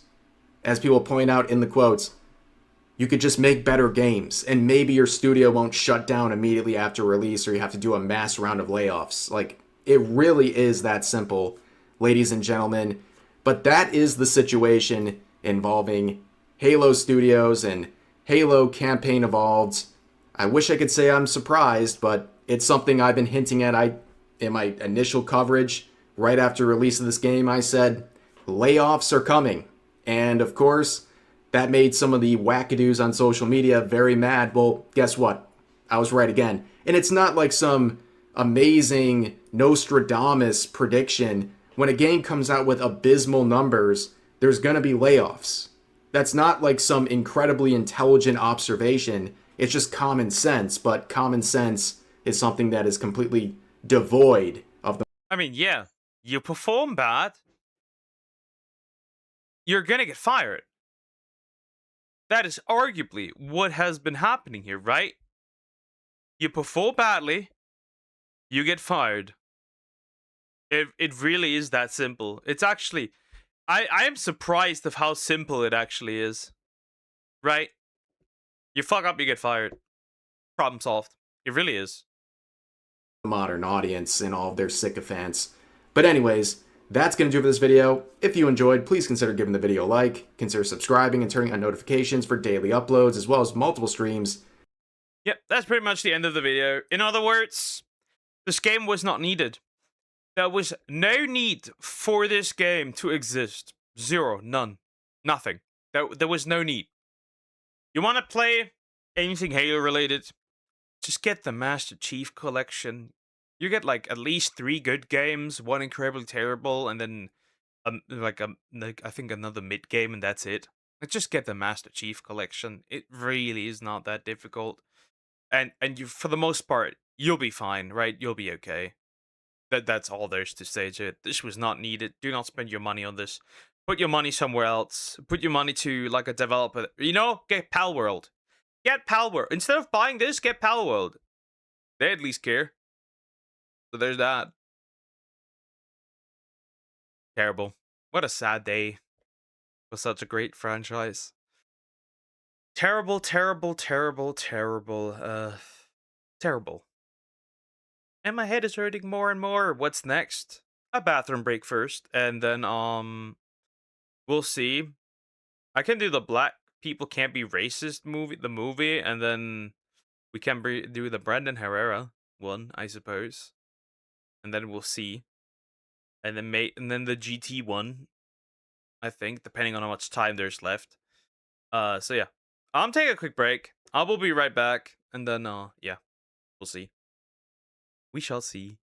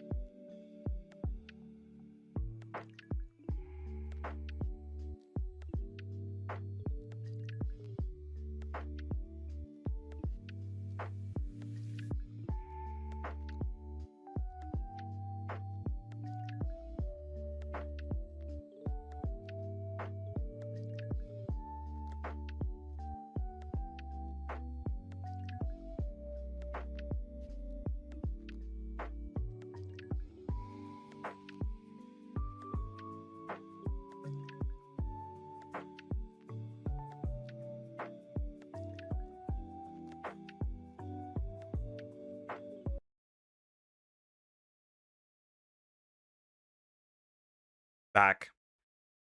My headache is starting to kill me. Yay! That's fantastic.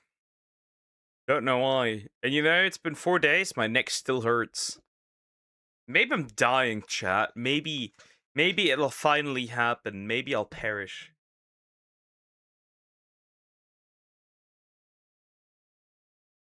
Right, maybe I'll slowly perish. Maybe that's the reason I'm dying.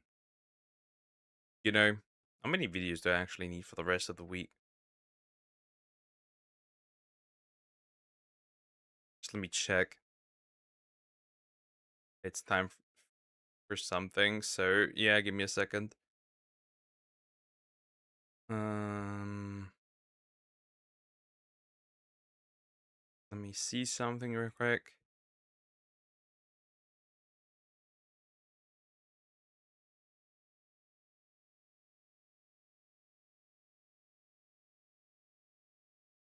Okay. Never mind. I just had to check something. Use neck brace. I just laid down weirdly and that happened, I suppose. Is cancer just suicidal because it's killing the thing keeping it alive? Well, technically, cancer cells are arguably rogue cells, right? They do what they want. They have their own.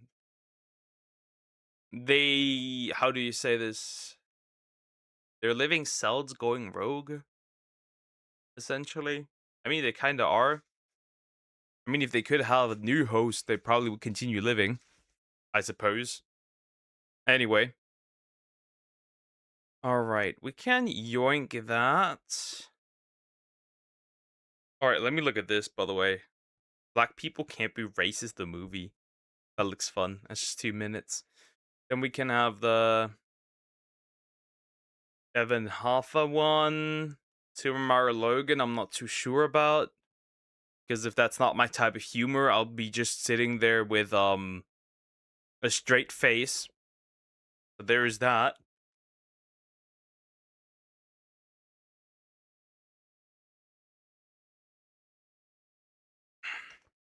Anyway. Black People Can't Be Racist, the movie by Freedom Tunes. I have no idea what I'm getting myself into. The following preview has been approved for white audiences by the African American Motion Pictures Association. That's already crazy seeing that. Also, please consider like subscribing. I appreciate it. MS13. Casual racism, save edgy themes, and one of those scenes where a black friend teaches a white guy to dance. Mostly suitable for children over 13. Only real gangsters will get it, I suppose. And that concludes today's lesson on racism. Teacher, can I be racist? Oh no, black people can't be racist. No way. Is he gonna be sad about not being racist? That's unfortunate.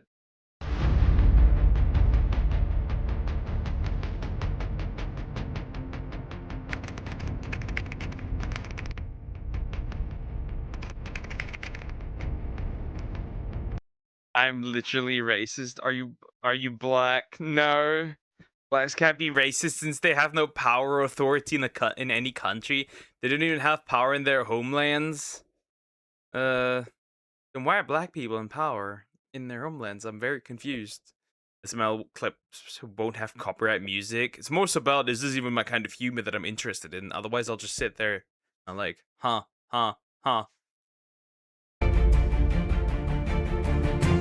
I can be whatever I want to be. A boy who wouldn't let I love being. He has finally embraced his true self. But isn't a statistical reality that black people have the most negative views towards other races, towards Asians, towards Mexicans, obviously white people? Isn't that a statistical truth? And white people have the least, say with Asians. But then again, they consider white Asians to be white adjacent, so there's that. Interesting, I suppose. Remember when people ask, when people pushed stop Asian hate, and then people asked who's hating the Asians. It suddenly stopped. Moving on. Society define him. You can't be racist. Black people can too be racist! And a coach who believed in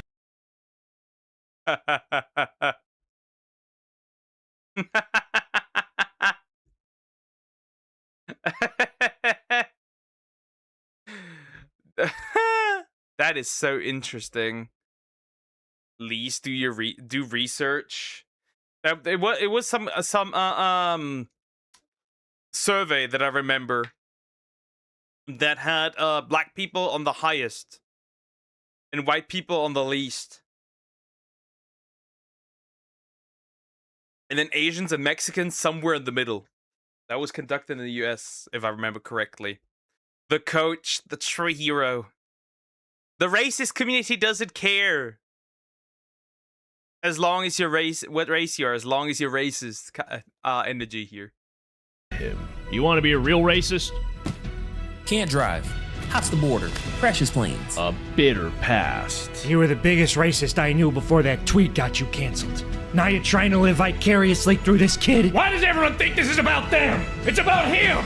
Why do I have to practice today? The other racist kids got a day off. Don't you get it? You're black!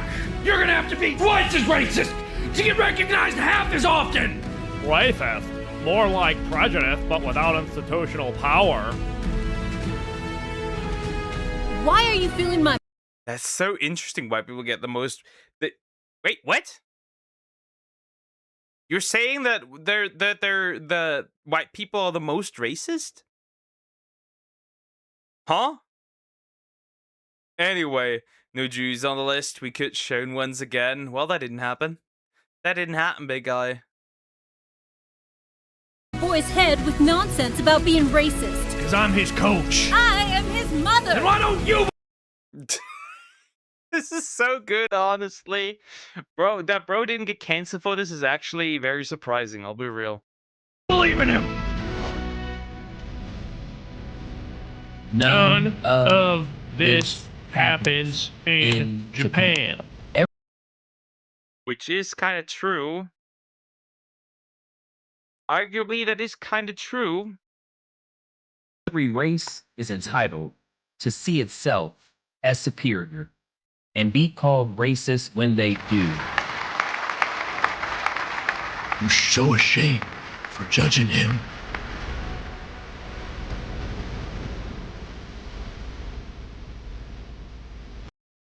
That is crazy. That is united through racism. I believe everyone is equal. We're supposed to be spreading positivity and love. I believe inherently that we're unequal.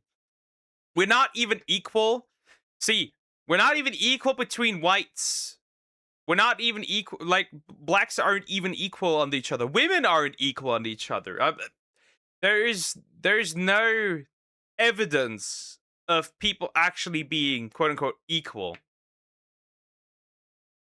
Maybe in value, but that is also technically questionable considering that, you know, something like a like meritocracy exists. So are we truly equal? I argue not. Nobody is. Because we're not the same. Equality would mean, like, to be truly equal would be to be the same. We're just not. Not everyone is the same. Come on, get him! Do you have anything to say? I have a dream that one day black people will be judged not by the color of our skin, by the quality of our racism. Black people can't be racist. First prize is an N-word pass. I don't need one of those. Me neither.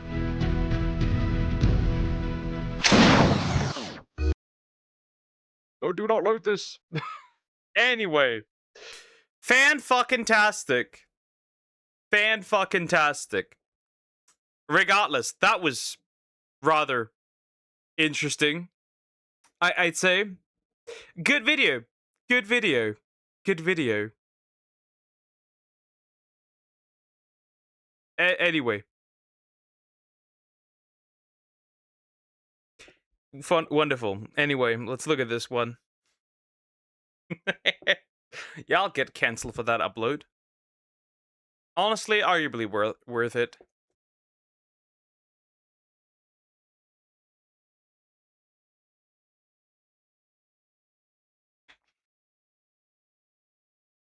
Absolute cinema, absolute peak. Fantastic. Peak video. Anyway. We're going to look at this. The title's already something. I must admit. Anyway. Evan Hafer Wants Your Booty Hole by Brendan Herrera. I have no idea what I'm getting myself into. This is very interesting. The title of this video seems promising. So we'll go in. Also, please consider liking and subscribing. I appreciate it. Let's actually see who wants our booty hole and why does he want our booty hole. I am here looking for booty. The homie claimer of ass. Gun Meme Review. What is up, you sexy YouTube mother lovers, and welcome back to another episode of Gun Meme Review. This one is incredibly action-packed. Smith & Wesson continues to copy Kel-Tec's homework, The Ballad of Garantham and 22 Man, and last but certainly not least, apparently Evan Hafer wants your butthole. All this and more on this episode of GMR. Let's hop right in. So a few days ago, Smith & Wesson dropped their newest product. It is a 9mm folding PCC. That's right, the gun just straight up breaks in half. Does this sound familiar? It should, because like 10 years ago, Kel-Tec developed a folding 9mm PCC that straight up breaks in half. I will say, just on the surface, I do actually like Smith & Wesson's design better because it... What? Break usually means it's done, it's finished. You know? So like, why would you make a gun that breaks? Visible confusion. Huh? I haven't skipped it. I will maybe do it. It's just the problem is with these videos, usually it's not my type of humor. And then I won't laugh. Because just because someone laughs doesn't mean I will laugh. This is like, we're not a hive mind. You know, folds in half in a sideways kind of way instead of over the top, meaning you can actually, you know, use optics and still fold the gun. I have a Kel-Tec Sub 2000. Those sights aren't good. You really want to use a fucking optic. Smith & Wesson Corporate. The dude in the machine shop who suggested building Kel-Tec copies. So in case you guys didn't know, this has actually happened once before. You see, Smith & Wesson not too long ago released their DP12, I believe it was. This is a dual tube. I don't know much about guns. The only thing I know is that our military got guns at one point that, when used too much, got too hard and then started shooting sideways. Don't quote me on this, but the German military has interesting weapons. But they're not really surprising, they can't even afford socks and boots. Tube-fed, bull-pupped 12-gauge shotgun. Does this sound familiar? Well, it should. Because over a decade earlier, Kel-Tec released a dual tube-fed, pump-action, bullpup shotgun. That one I was willing to let go. This folding carbine... Smith & Wesson, you guys know what you're doing. You gotta know, right? If I had a nickel for every time Smith & Wesson ripped off a Kel-Tec design, I'd have 2 nickels. Which is... They're stealing gun designs from each other? Rather interesting, I suppose? Fair? Who knows, maybe with all the design flaws. Hi, Sushi Canvas. How you doing? Hope you're doing well. Hello. Rather interesting. I suppose you can do that. See, they're ripping off each other in every industry, guys, right? VTubers' voices. Nike is from Puma and vice versa. Here it's guns. Whatever, I suppose. Poga, do you agree? Poga, can we all agree to just hate the French? See, I have nothing really against the French, but it is funny to hate on them simply for the fact that they just surrender, and that they're really good at that. Isn't a lot, but it's weird that it happened twice. This got so bad that even Kel-Tec official went to Twitter and started throwing a little bit of shade. There seems to be a trend starting at Smith & Wesson Inc. Y'all run They're beefing on Twitter over gun designs. Guns are fun. They are. They're beefing on Twitter over gun designs. When France sneezes, Europe catches a cold. Did the French fart, and that's why we have a heat wave? And out of your own ideas? All right, just to be fair, I don't actually have a dog in this fight because, quite frankly, I don't fucking care. But whoever's running Keltec's social media, give that man a raise. So is it an obvious copy? No, maybe. The real question that actually matters to the consumer is, which one of these is better? Well, let's see this direct comparison chart. Keltec takes clock mags. Smith & Wesson doesn't take clock mags. Developed by coked out geniuses. Probably made by some virgin nerd. Probably the gun they were singing about in Keysby Nights. The gun that your mom wants. I believe the meme maker may have had some bias. I suppose, yes, the meme maker did. But also, there's questions. What would mom do with the guns? With the gun, that is the question. I have -2 points for the French based on experience in France. They're rude. For me, it's online gaming. But they're not worth hating. Sand peasants are. Yes, here. I honestly have no fucking clue which is better. Now, if you've ever owned or wanted to own a Keltec gun, go ahead and subscribe. Because around these parts, even though we give Keltec a lot of shit, we love those guys. Their weapons possess a kind of charm that could only come from coked out engineers in Florida, of course. I've had some hands-on time with the Keltec Sub 2000, and it is one of the guns of all time. In fact, folding it from the trigger guard feels like you're going to break it off because, as we've said, Keltecs are typically made of recycled Florida beach plastic. So Smith & Wesson, if you want to hook one of those up, I probably won't do a video on it because everybody else has, but I'm curious and I will never say no to more guns. Speaking of which, it happened again. Every time there's a big gun launch like this, the same thing happens, and I guarantee you the next time another big gun launches and there's a big media stank over it, this will happen again. So let's just go ahead and dive right into that. When all the gun tubers drop a review of the same product at the same time. Shill alert! To be fair, honestly, kind of not surprised, considering that when like a major release of something is, right, of anything, you see all the same people making videos on it. So like, I don't see really an issue. I feel like that's almost normal. I feel like that's normal. So I'm not surprised in this case either. Chill alert! Look at these fucking sellouts. They're all getting paid by Smith & Wesson. All right, so let me explain what's actually going on. And like I said, no dog in this fight. Haven't done it. I actually don't really care that much about new guns, so I don't get guns sent to me for reviews because I fucking hate reviews. I love taking... I feel like it might also be just like being as quick as possible and being the first to get out the review as quickly as possible. Because like, the sooner you actually get out the review for something, right, the better, right? Usually that's how that works. Gave you a sub. Thank you. Appreciate it. Thank you so much. But yeah, that's usually how that works, right? Apart old guns or cool guns from history or militaria or whatever. And a lot of new guns don't really interest me all that much. So sorry, yeah, I'm not going to be reviewing the new iteration of the Springfield Hellcat or whatever the fuck. But what's actually happening here is what's called an embargo. So let's say you're Smith & Wesson releasing a new product. Obviously, as a marketing guy, you want people to talk about that product. One of the easiest ways to do that is to get it into the hands of, print media and internet influencers and whatever, so they can give their opinion on said product. But your release date isn't until, I don't know, let's say March 1st.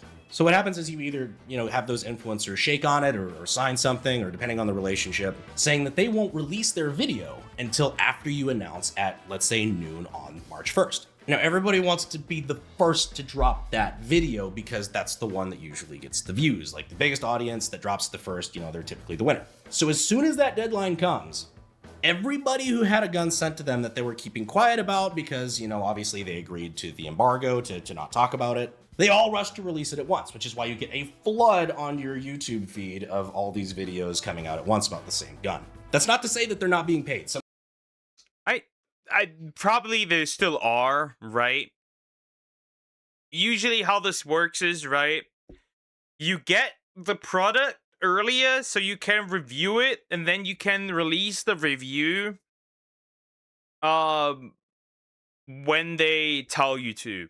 Usually that's how that works, right? We see that in many other, right? We see this for game reviews too, right, where they do that. Or they allow you to release a spoiler-free review. That's also something that they do, right? In this case, probably for a firearm, I'm assuming that that's not the case. These guys are probably getting paid. That doesn't mean you're buying a good review, it means that you are buying the time on that channel to talk about said guns. A lot of the bigger guys do not do this shit for free. Are some of these gun reviewers bought and paid for?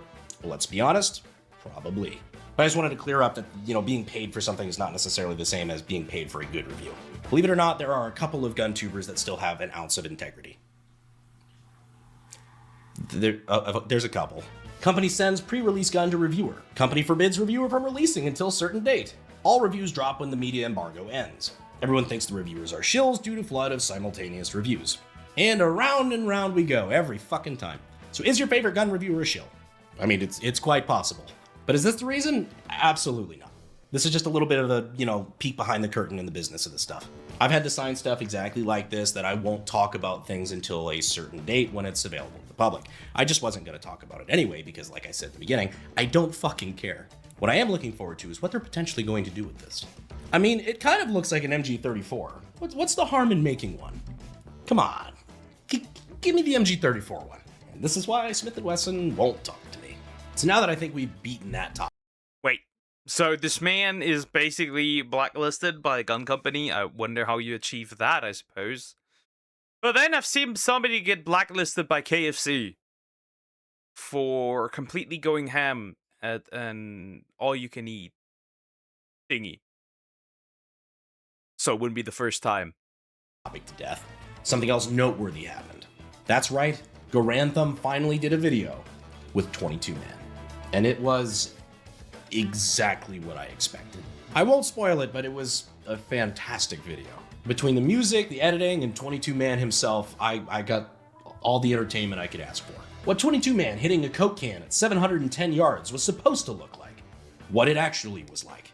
Yeah, so for those who don't know the background, Garantham did a video on 22 lethality at range. This guy leaves a long-winded comment talking about him and his buddies used to shoot Coke cans at 710 yards with 22s off a tractor all day long. Mike then calls him on it and says he'll fly him out to go try to replicate the shot. The mad lad that is 22 Man takes him up on it, leading to some pretty good memes. When she says you're the only guy she's talking to, I want to believe. And to any girl I may be talking to, you're the only one. Settle down. You never know. You never know. You never know if she's the only one. If you are the only one she's talking to, you never know. You can never be too sure. This is always, this is always a difficult topic. That was a joke. I don't talk to women. That was also a joke. Several of you guys need to probably talk to more women. Trust me, just do it. Just don't be creepy about it. And now Nah, women are scary. They scare me. They scare me. I have woman phobia. A fear of woman. Anyway. Because it fits perfectly. I'm Marty Robbins meme. Gunfighter ballads and trail songs. 22 LR man.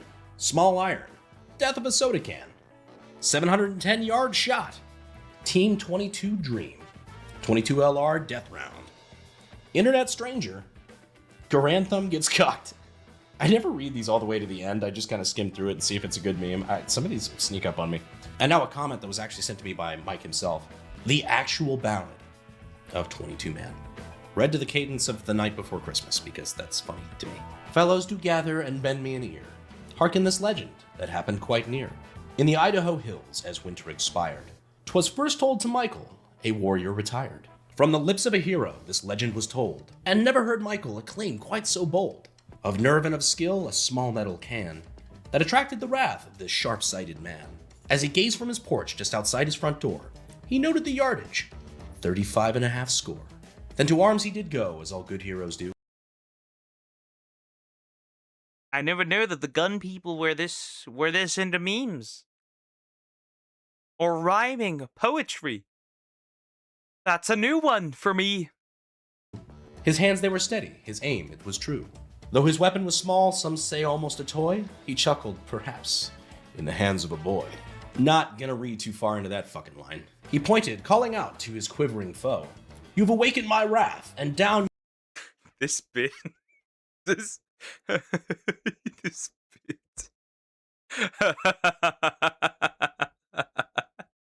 is terrible out of context. This is so awful. Though his weapon was small, some say almost a toy, he chuckled perhaps in the hands of a boy. It's so terrible. This is so awful out of context. Oh god. Oh no. This is 50 Shades of Grey for gun owners. This is so awful. This is so terrible of context. Oh my god. God, my sides help. That's so awful. You shall go. Then swiftly and smartly he pointed his gun. On account of the range, somewhere close to the sun. He fired his shot, it rang out like a bell. And he knew that he'd punched his foe's ticket to hell. To the maidens he turned with a smile and a wink. Then 4 seconds later, a small metal tink. And so ends the tale of that dastardly can. And so goes the legend of 22 Man. All that for like 2 likes. I appreciate the effort. And be sure to leave out milk and cookies for 22 Man. And a carton of cigarettes. As we're moving into the fun part of this video, I need to tell you again that the main sponsor of the channel is now SDI, or the Sonoran Desert Institute. So if you're looking to get your start in gunsmithing, go ahead and check them out using the links in the description and in the pinned comment. Interesting, gunsmithing. I guess that exists. They like this, but the thing is, I don't really understand anything about guns. So like for the most part, I don't really get anything, to be fair. That's also because I don't really consume any content like that, so there's that. Also check out the merch links. We've got some new stuff up there. Some cool AK Texas flag stuff. You guys will like it. Anyhow, on to the meat and taters. Wow, that sounds awful with what I'm about to say next. Spoilers. So, Black Rifle Coffee. The comment section is already a shit show. So if you've been hiding under a rock, there's been a slew of allegations from a civil suit, I believe, at Mr. Evan Hafer, one of the owners of Black Rifle. It was sent to me like a week ago, and I will honestly say it is one of the... Do they sell guns or do they say coffee? Sell coffee. It could be both. Funniest goddamn things I've ever read in my entire life. I read this first thing in the morning, somebody texted to me, and I read through the entire thing, and I was cackling to myself. I'm not even fucking kidding. Some of the statements are so absurd, and I know 95% of it had to have happened. So the background. A disgruntled former employee from the Salt Lake office of Black Rifle basically filed some civil documents alleging inappropriate workplace behavior, some of which leading to his termination. One of them, and the one that has been memed to oblivion, was a particular line.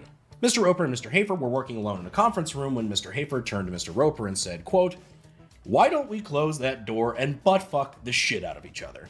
Mr. Roper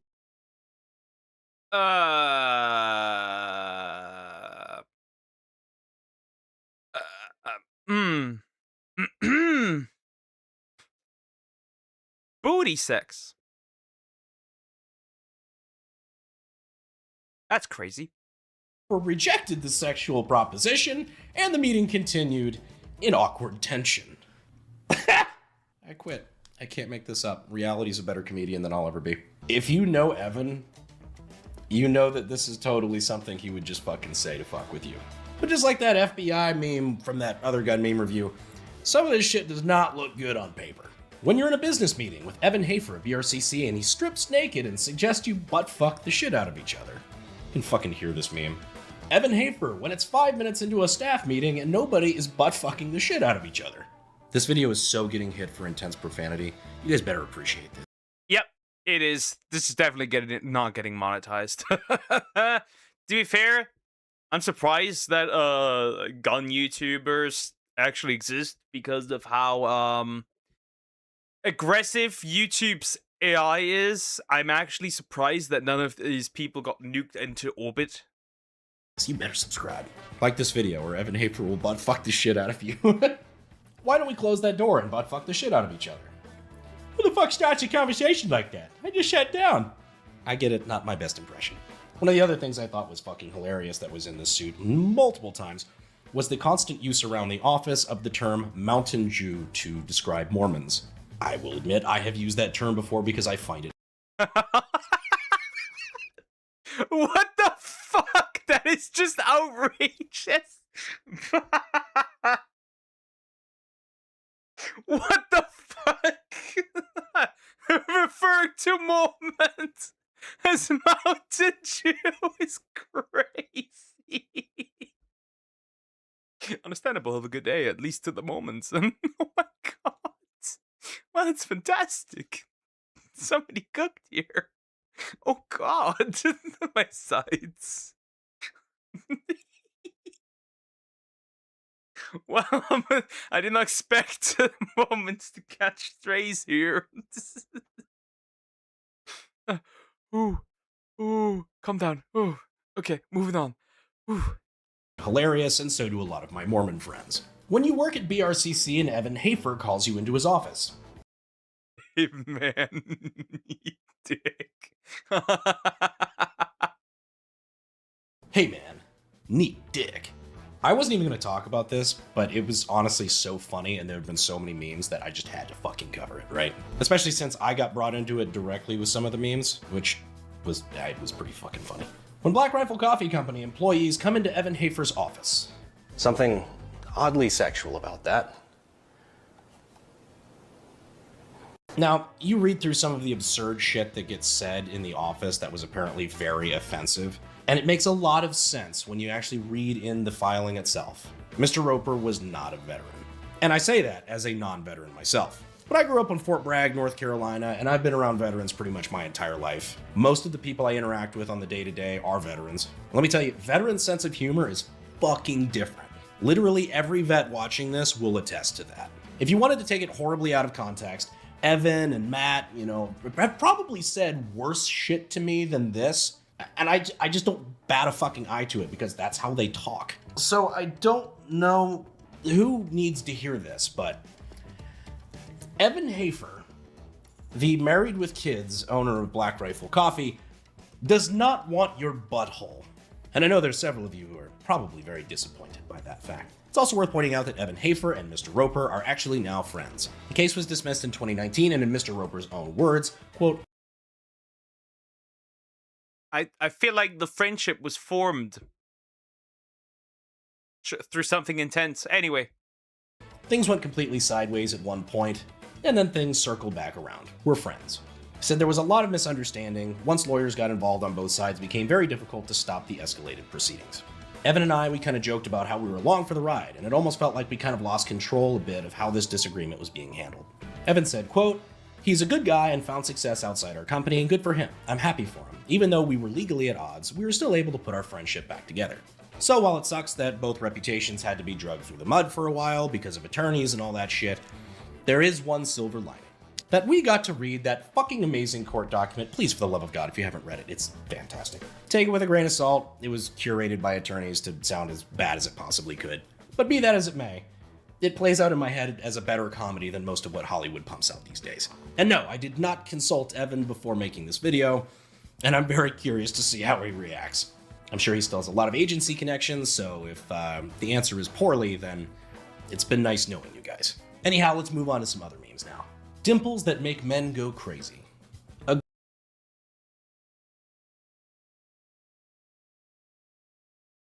I get along with the first two.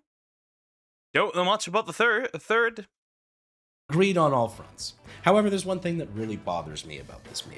It's a fucking lightning cut on that AK. That is a milled AK. That is not a stamped AK. Stamped AKs are the ones with dimples. That one's milled. It's a lightning cut. God damn it. Delance, put up on the screen, please, what a real dimple looks like on a stamped receiver. This is a lightning cut. This is a dimple. Lightning cut. Dimple. Bonk, go to horny jail. Dimple. You're dry firing, but suddenly you can no longer see anything and your ears are ringing. Still one of the worst frames of Andrew Tate. Outrageous. Also, the dry firing could be, something else. Anyway. Gunsmithing is a term, yeah. I feel like it's been some years since I heard gun fu in a TV show as well. Oh god. Gun fu. You can no longer see anything. What the fuck are you shooting? In the case of this meme, probably not a lot from prison. MAGA warriors. I eat liberals. Librals.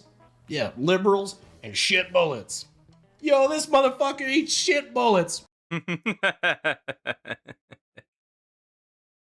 I mean, yeah, you're technically, yeah, you technically have, you already eat shit. Well, if you can't read, yeah.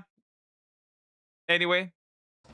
This isn't the most cringe I've seen come out of someone with a Punisher skull bumper sticker, so, there's that. Also, this is why punctuation is important. When I post my photos, I blur my face for persec. Have you tried not posting anything at all? Yeah, bro, but if I don't post anything, nobody knows how hard I operate. True. You have much what it takes. Check Andrew Tate opinion on women's right. Oh, I know. The British were so afraid of him. Right? The British were so afraid of him. They even started doing anti-misogyny programs at schools. I was there when it was written. And with it, take care, cricket, bye-bye. At Milsim West. That is kind of a weird trend, I'm not gonna lie. Like, I get the OG operator photos and everything, and then some people started doing it, like, ironically as a meme, right? And then you get overweight airsofters do it. And they start doing it for the meme too. And then they start doing it unironically. And then it just follows that trajectory until 3 years later, literally everyone who does it is cringe as fuck. Because the cool guys see the fat kids doing it, and then they stop doing it because it's not cool anymore. Death before dishonor, you know. And now, Harry Potter. Ain't no secrets in this chamber. Isn't that Hogwarts Legacy? But with guns. Ain't no secrets in this chamber. It's actually a good one. It's actually a fantastic one. Like, have you seen the YouTube video called Honest Review of Women's Suffrage? No. Master has given Dobby a Glock. Dobby is... Stop! Master has given Dobby a Glock. Wonderful. It's free. Speaking of which, did you guys enjoy Hogwarts Legacy? I know I... Yeah, I didn't enjoy one of the most fun VTubers getting nuked for it by mentally ill people, but there's that. There's an edit Harry Potter trailer where all the wands are replaced with guns. No wonder. That makes sense. Really didn't that much, but I figured it was worth a shot because it made blue hairs angry, and you'd be surprised how far out of my way I'd go to watch them cope and seethe. But on that lovely note, you lovely, lovely people, I'm gonna go ahead and call it for this episode of Gun Meme Review. Next up on the docket, we've got a really cool range video and maybe an AK-50 update. Which is why if you haven't already, you should go ahead and fucking subscribe! Hit the notification bell, goddamn! Kidding, I love you all. I really do, from the bottom of my heart. Thank you guys so much for staying to the end. And as always, I'll see you sexy YouTube mother lovers in the next video. Honestly, this was a fun video. Most of the time, I don't get it because it's guns. Most of the time, I don't get it, but that was fun. That was fun. That was a fun video. I did enjoy it, especially the poetry and the booty memes. Anyway, the booty memes. That was fun. That was fun. That was fun. They're still reacting to the male loneliness epidemic shoe on videos. Fantastic. I'll link it in Discord. Perfect. Might be nice for the future.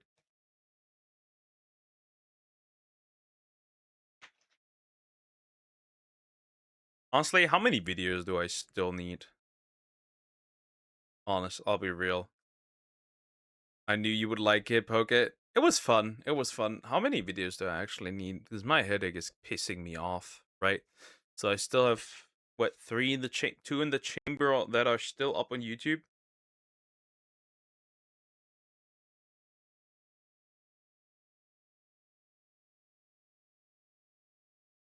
Hold up. Because then I gotta check that. Because my headache is starting to murder me. Probably, I would probably straight up take a nap. I'll be real. I would. Outright. I would just hit the deck. Hit the hay. Like an hour or so. Even though I actually slept enough last night, I guess. I still have 2 in the chamber. Alright. So I would have enough for Monday, Tuesday, Wednesday, Thursday, Friday, Saturday, Sunday, even Monday. Okay, well, fair. Fair, I guess. He said he's gonna strip for us. Hey, I never said that. Hey. Calm down. Is it gay to love a woman? She literally came from a man's... See, if a woman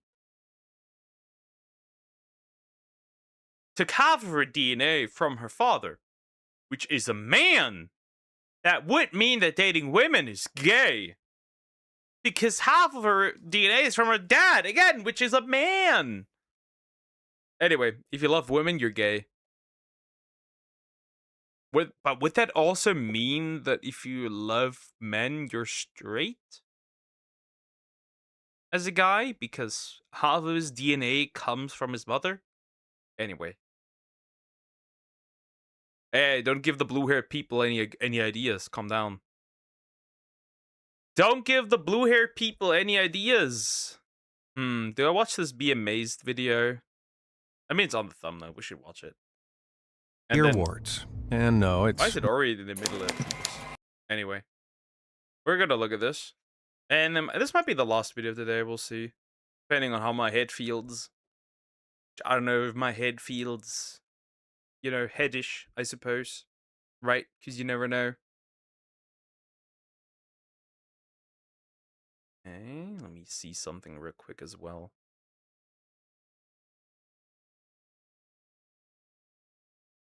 Okay, should be fine so far, I guess. Anyway, we're gonna look at this. This sounds fun. Help. Voice. Dying. When trail cams capture what no one was meant to see by Be Amazed. We're gonna look at this. We're gonna look at this. Also, please consider liking and subscribing. I appreciate it. My Disney video. Maybe I can do that as well. Who knows? We'll see how much time is still left of this one. So yeah. We'll go in. Yeah, some of this stuff might be disturbing. But yeah, we'll go in. We'll go in. From horrifying cryptids to bizarre animals and creepy unsolved...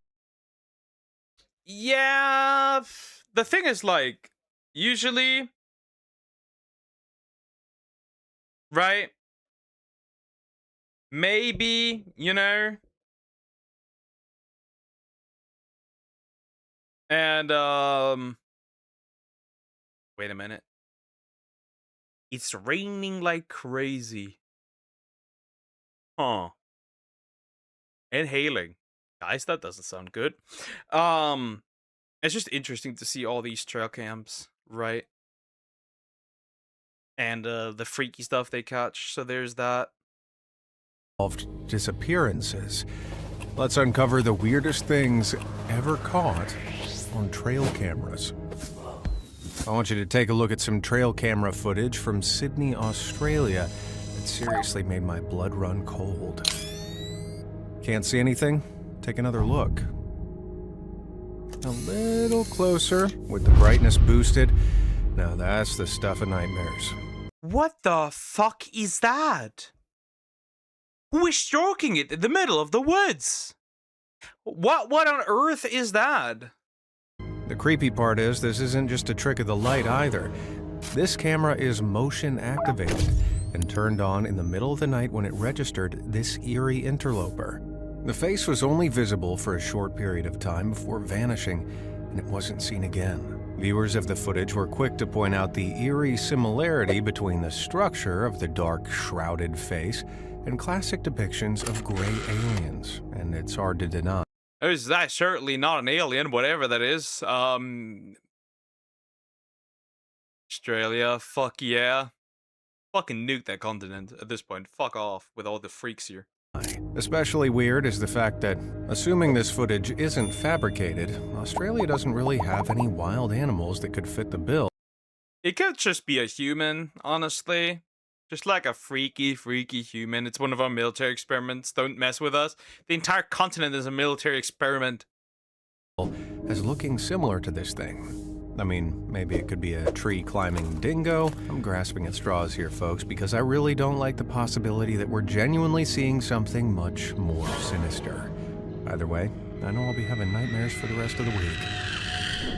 This deer may look a little weird, but the truth is actually super disturbing. This particularly unusual buck was apparently what the fuck is that? Caught on trail camera around Nantucket back in 2013. The bungling sacks on its head may look like... What is that? We have a jellyfish that makes people... So like the opposite of like that one SCP that makes people really happy? Water balloons, but those are actually its antlers. Every year, bucks grow their antlers before mating season, and like all bodily growth, this requires blood and protein. Early in the season, the main branches of both of the buck's antlers were seemingly injured at the same time, causing blood to pool down into those bulging sacs. But don't worry, he can shed them and start fresh next year. If only all head injuries could be fixed so easily. A 72-year-old retired English electrician set up a trail cam in his shed after he believed someone was playing a prank on him. He kept finding tools he'd left out on purpose had been mysteriously tidied away by next morning, even though... Somebody's cleaning up after his mess? That's odd. He lived alone. Was some strange helper breaking into his shed and cleaning up? Nope, even stranger. What he actually found was that a resident mouse was responsible for his tidy workbench, inexplicably heaving away his tools back into the toolbox every night. The mouse may have been displaying a kind of nesting behavior, but I like to think it's just Stuart Little's long-lost cousin with a penchant for DIY. On a morning in 2010, a Louisiana man went to check up on his trail camera and made a horrifying discovery. The camera had been ripped off the tree it was attached to, and the ground in front of the tree had been torn up. Then when he checked the contents of the... What the fuck did bro see though? Also, ripped off. Camera, he was greeted with this. That's enough to make a grown man pee his pants. Not that... Yeah, obviously, that's definitely fake, right? That's the fucking rake creepypasta. We get that one, right? That's absolutely 100% right, for real fake, right? That just is, right? That clearly is absolutely fake. I'd know, obviously. The man uploaded this image to an internet forum, as well as other pictures from the trail camera for reference. Quickly, it spread like wildfire, with many deeming this one of the clearest captures ever of a crawler, a thin, pale entity with big black eyes and claws said to roam the woods at night. But just as quickly, it came under some scrutiny for its authenticity. Digital analysis of the image has found similar compression artifacts that may indicate Photoshop editing, though the results were inconclusive. To this day, this image remains a... Why do we never put cameras with witness protection, I suppose? Will the JV's reaction come first next week? I think so. We'll see. huge mainstay among believers, who believe it to be the most concrete piece of evidence for the existence of crawlers. All I'm saying is that deer better be long gone, or it might become cryptid chow. If that wasn't creepy enough, imagine walking through the woods at night, getting tailed by this thing. This spine-chilling snap was...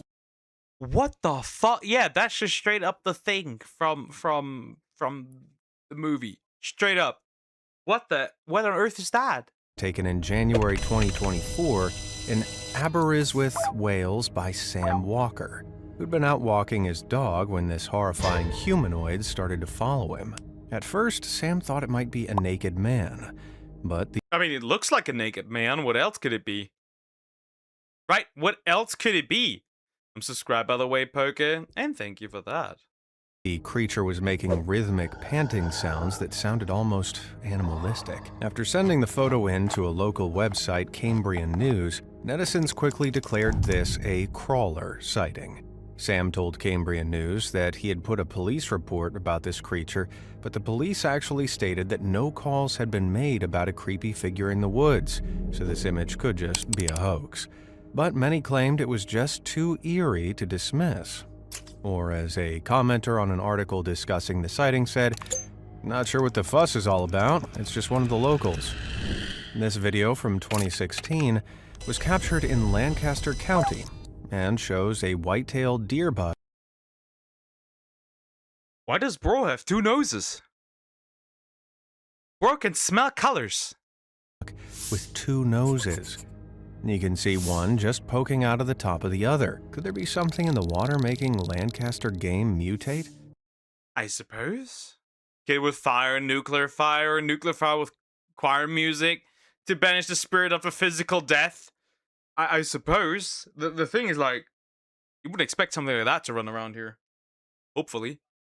Well, probably not. Dr. Justin Brown of the Pennsylvania Game Commission thinks the deer simply suffered an injury to its muzzle, exposing the nasal passages. There go my hopes and dreams of super mutant monstrosities giving hunters a run for their money. Can someone call a doctor for Bambi? He's not looking too good. This image of another pretty abnormal white-tailed deer was captured on a trail cam belonging to the Quality Deer Management Association in America. According to their reports, this deer certainly isn't of any good quality, I suppose. Deer is suffering from a common condition known as deer warts. And no, it's not just a really bad breakout of deer acne. These gross growths are called cutaneous fibromas, and they're tumors that grow on deer's skin. But despite their unappealing appearance, they're little more than irritants unless their location on the body interferes with sight, eating, or breathing. The warts are typically temporary and go away on their own, and are spread between deer by physical contact, like during fights or mating. So, average 10 after removing makeup. So, what you're trying to tell me is, it's deer AIDS. It's deer AIDS. A punishment for fighting and mating? Man, you can't really win as a deer, huh? In 2023, Corinnia Stanhope had a truly skin-crawling experience after she set up a trail camera in the woods of Powell River in Canada, near the carcass of a deer. She was probably expecting to see some cougars, maybe even a bear, but to her surprise, the carcass drew in two strange people instead. What? She has no clothes on. Why does she have no clothes on? They were both half naked with long matted hair. Why do these women have... Anyway. And images from the camera showed them standing over the deer, picking at the flesh, and even raising one of the deer hooves to their mouths. Who were these people? And what were they doing with that poor deer? After Corinnia posted the pictures to Facebook, many theorized that the figures... Oh, so that's where deer went. That's where deer went, huh? ...might be real-life witches, or part of some strange cult, on account of their unusual clothing and disheveled appearances. Others thought it may have been some locals, knowing a camera had been set up and playing a prank, as the long black hair looked like it could be a... I mean, it could be a wig, for sure. I guess. Hi, Parasaur, how you doing? Hope you're doing well. Can't believe that 2023 was 3 years ago, I suppose. Yeah. We're getting old, guys. We're getting old. Wig, but going as far as to defile a rotting deer carcass and seemingly eat parts of it. That's gross. Average spiritual white woman. You could also call. Ha! You're a Leo, so you deserve this, stupid deer. Feels pretty extreme for a prank. Trail cameras are a non-invasive way of capturing images of wildlife, but sometimes they can also capture moments that otherwise would have forever remained a terrifying and deeply tragic mystery. In 2022, the skeletal remains of a woman were discovered in the middle of the woods in Anson County, North Carolina. Who she was and what happened to her might have been unsolvable, if not. I wonder. Well, we have a trail camera here, so there's that. Poke's girlfriend. I think no. Not for a trail camera set up in the trees that captured these unsettling images, which would prove to be the last ever pictures of her alive. The pictures, snapped 6 months before the discovery of her remains, show the woman stumbling through the woods at 1 a.m. and then again at 4 a.m., wearing only underwear and leggings and using a stick to walk. Initially, despite these images, police were unable to identify her, and for over 2 years, the case of the woman in the woods remained cold, until March 2025, when finally, DNA analysis of her remains revealed that the Anson County Jane Doe was 26-year-old Amber Ray Johnston. Amber went missing in August 2020. Poke, do you have a girlfriend? Nope.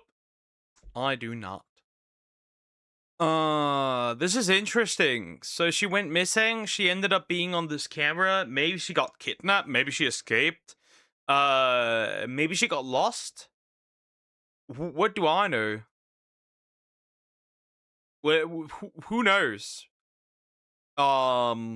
Maybe under drugs? And was last seen across the country in Arizona. So if it hadn't been for the trail cameras capturing her in North Carolina, it's doubtful she would have been considered as a possible DNA match for the skeletal remains. There is still a lot about the case that needs answers, such as what happened to Amber and what she was doing in the woods that night. But thanks to the trail cameras, Amber's family were finally able to get closure on where their daughter was. The next clip is one of the most disturbing and baffling pieces of footage I've ever laid eyes on. And it comes with an absolutely horrifying backstory.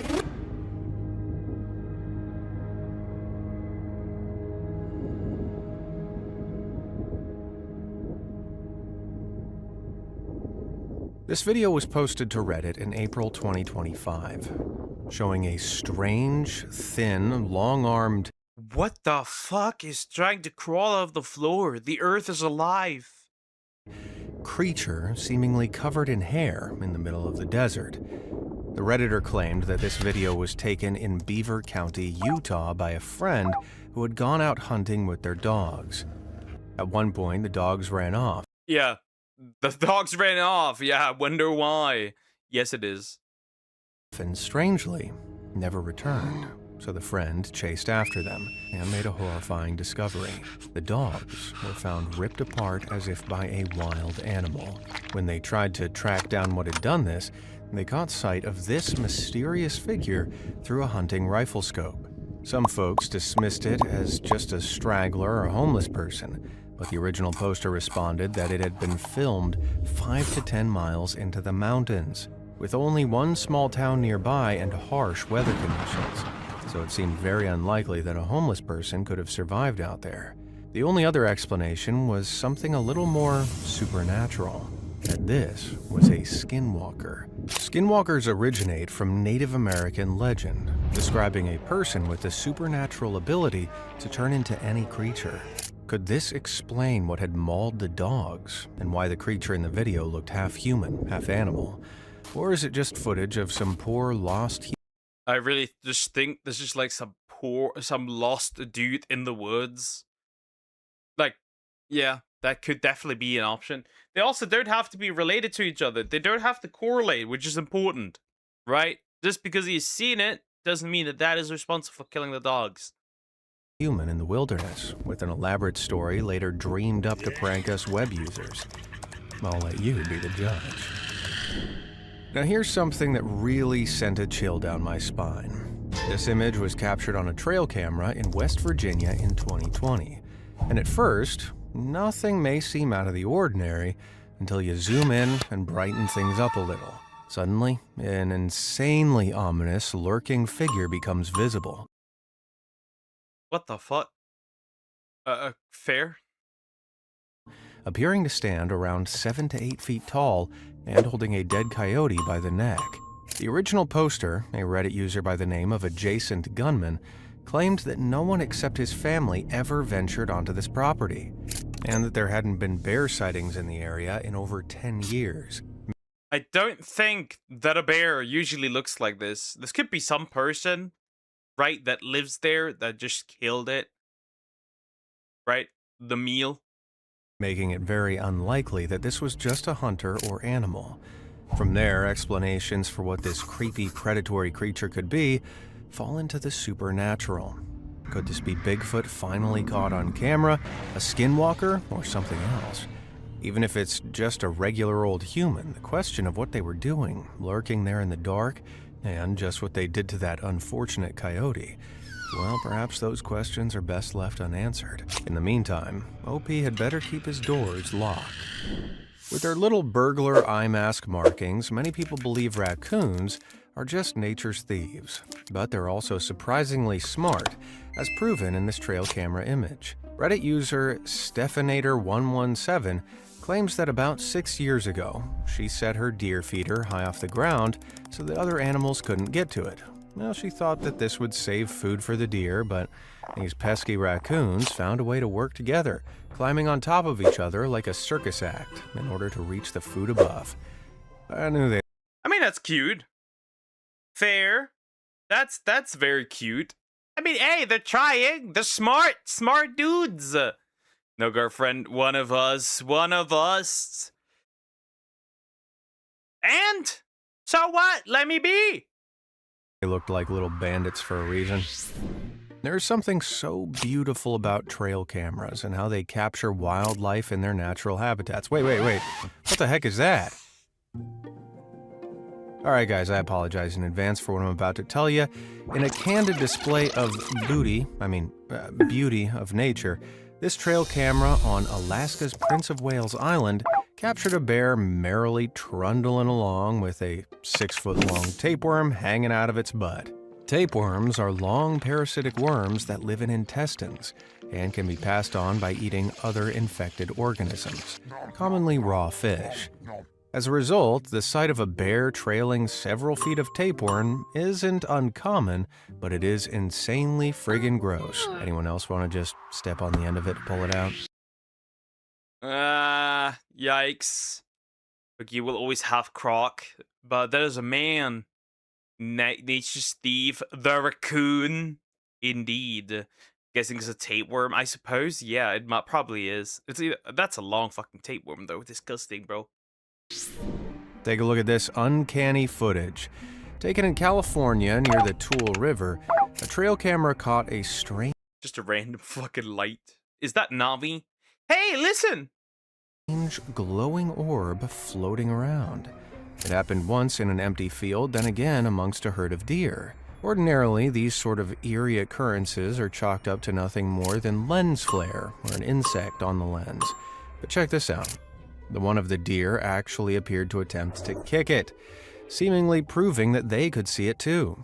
What's more, the man who took the video, Dennis Pine, said that after the object flew by for the 3rd time, the camera strangely went down for the rest of the night, suggesting that there actually was something floating in the air.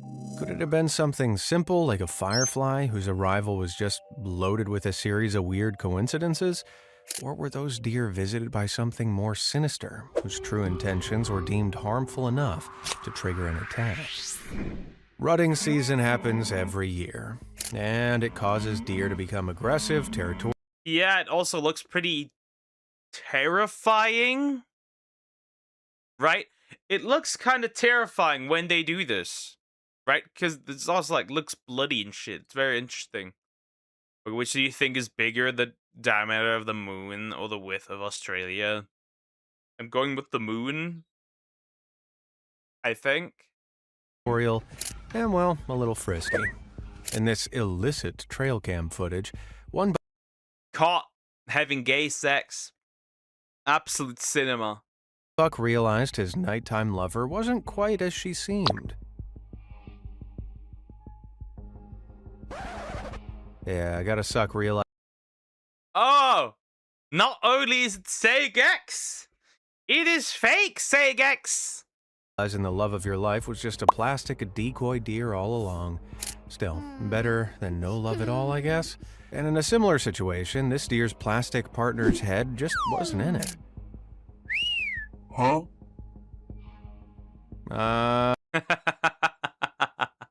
Bro's flabbergasted. Man, look on that deer's face. Don't worry, man, happens to the best of us. These deer decoys are used by hunters to lure deer within weapon range, which might just have to be the most humiliating way to go. Not only have you been set up, but the last horizontal tango of your life was a fake. What would you do if one day you checked your trail camera and saw this? Well, this was the reality for the Evansville Police Department in Wyoming. Oh God.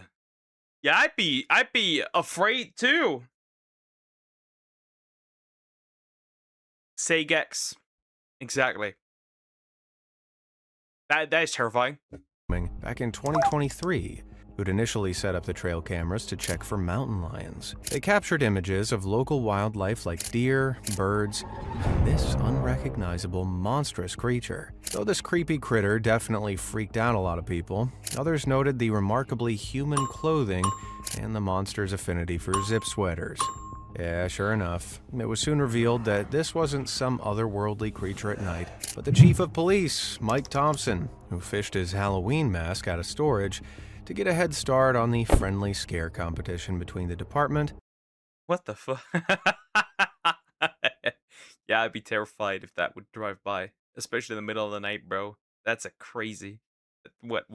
Yeah, that would make me criminal as well, because I'd be running away across like people's houses, through people's houses.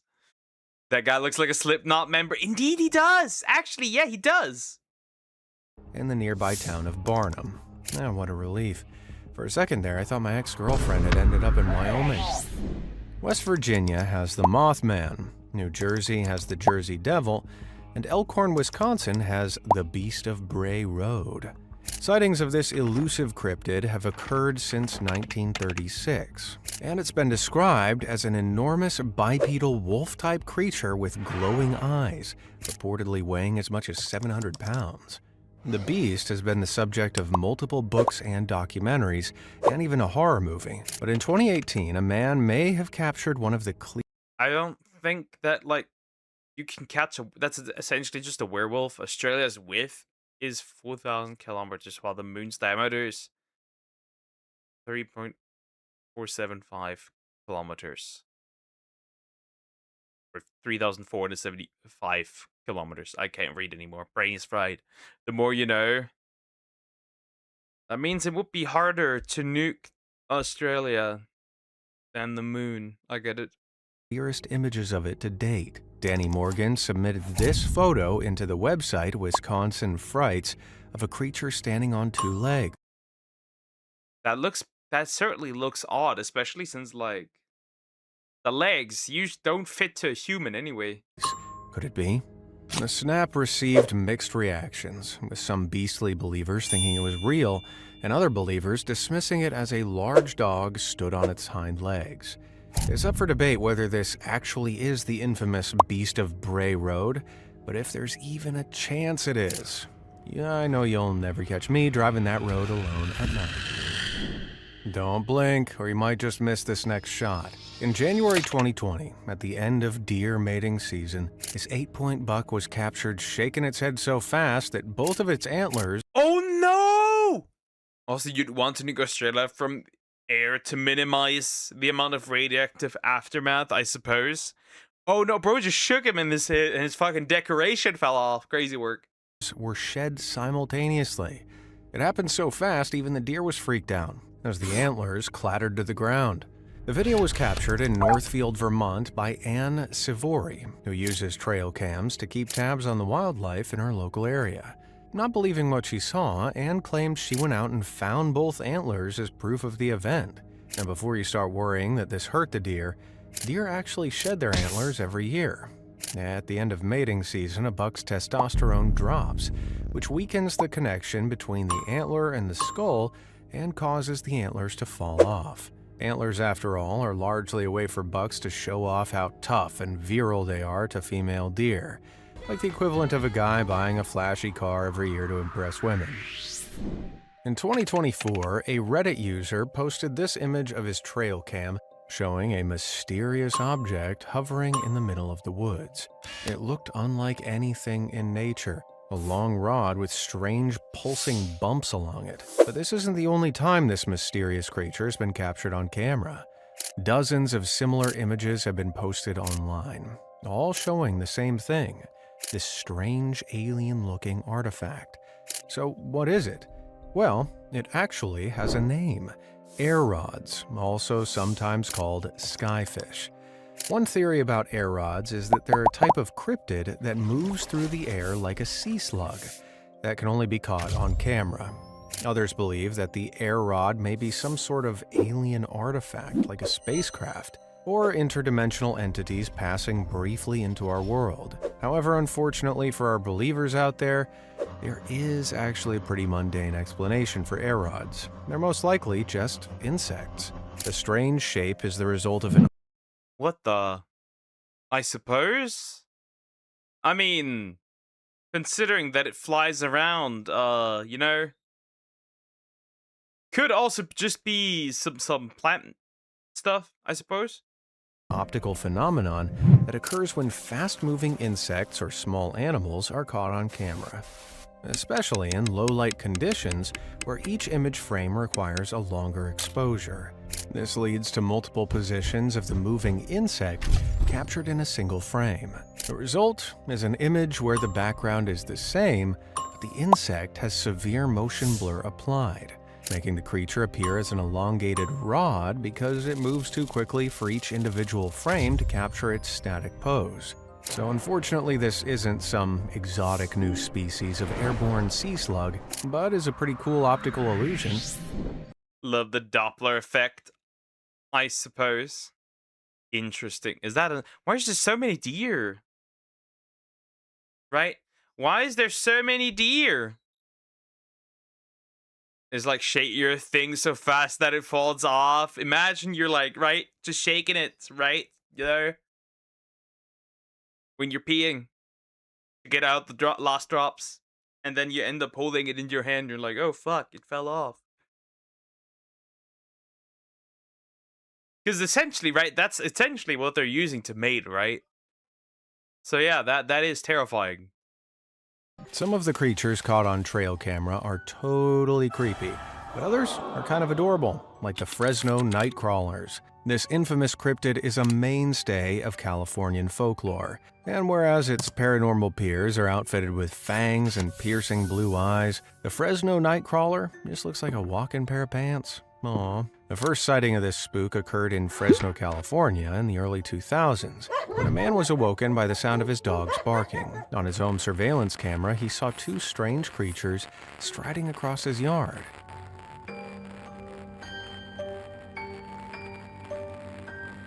This video has since become a cornerstone of the Fresno Nightcrawler mythology, especially since, despite posted theories of puppetry and video editing, the footage hasn't been definitively debunked or confessed to be a fake. Then in 2011, more Fresno Nightcrawlers were caught on security camera in Yosemite National Park.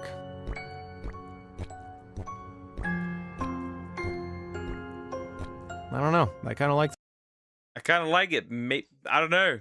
They look actually kind of cute, whatever. The little fellas, so I wouldn't want them to show up at my front door. So puppets, CGI, MC Hammer, pants-wearing pranksters, or legitimate creatures of mystery, you be the judge. In 2013, along the mountain ranges of Southwest Virginia, trail camera user Roger Williams caught a photo of something he couldn't believe. A large, hulking black mass with bare arms and legs, almost human. Maybe just like a pic of a bear from a bad angle. Maybe like a little bit of a starved bear, whatever. Humanoid in appearance. Once it reached the internet, it was met with masses of Bigfoot and Sasquatch fans claiming the beast was a legendary monster. But on closer inspection, it doesn't seem half as likely when compared to this image of a mangy bear. Mange is a disease in mammals caused by parasitic bites, characterized by severe itching and hair loss. It's a condition that can make dog paws look like monster feet, and most likely in this case, bears look like Bigfoot. But other folks have captured more compelling supposed shots of the cryptid on trail camera.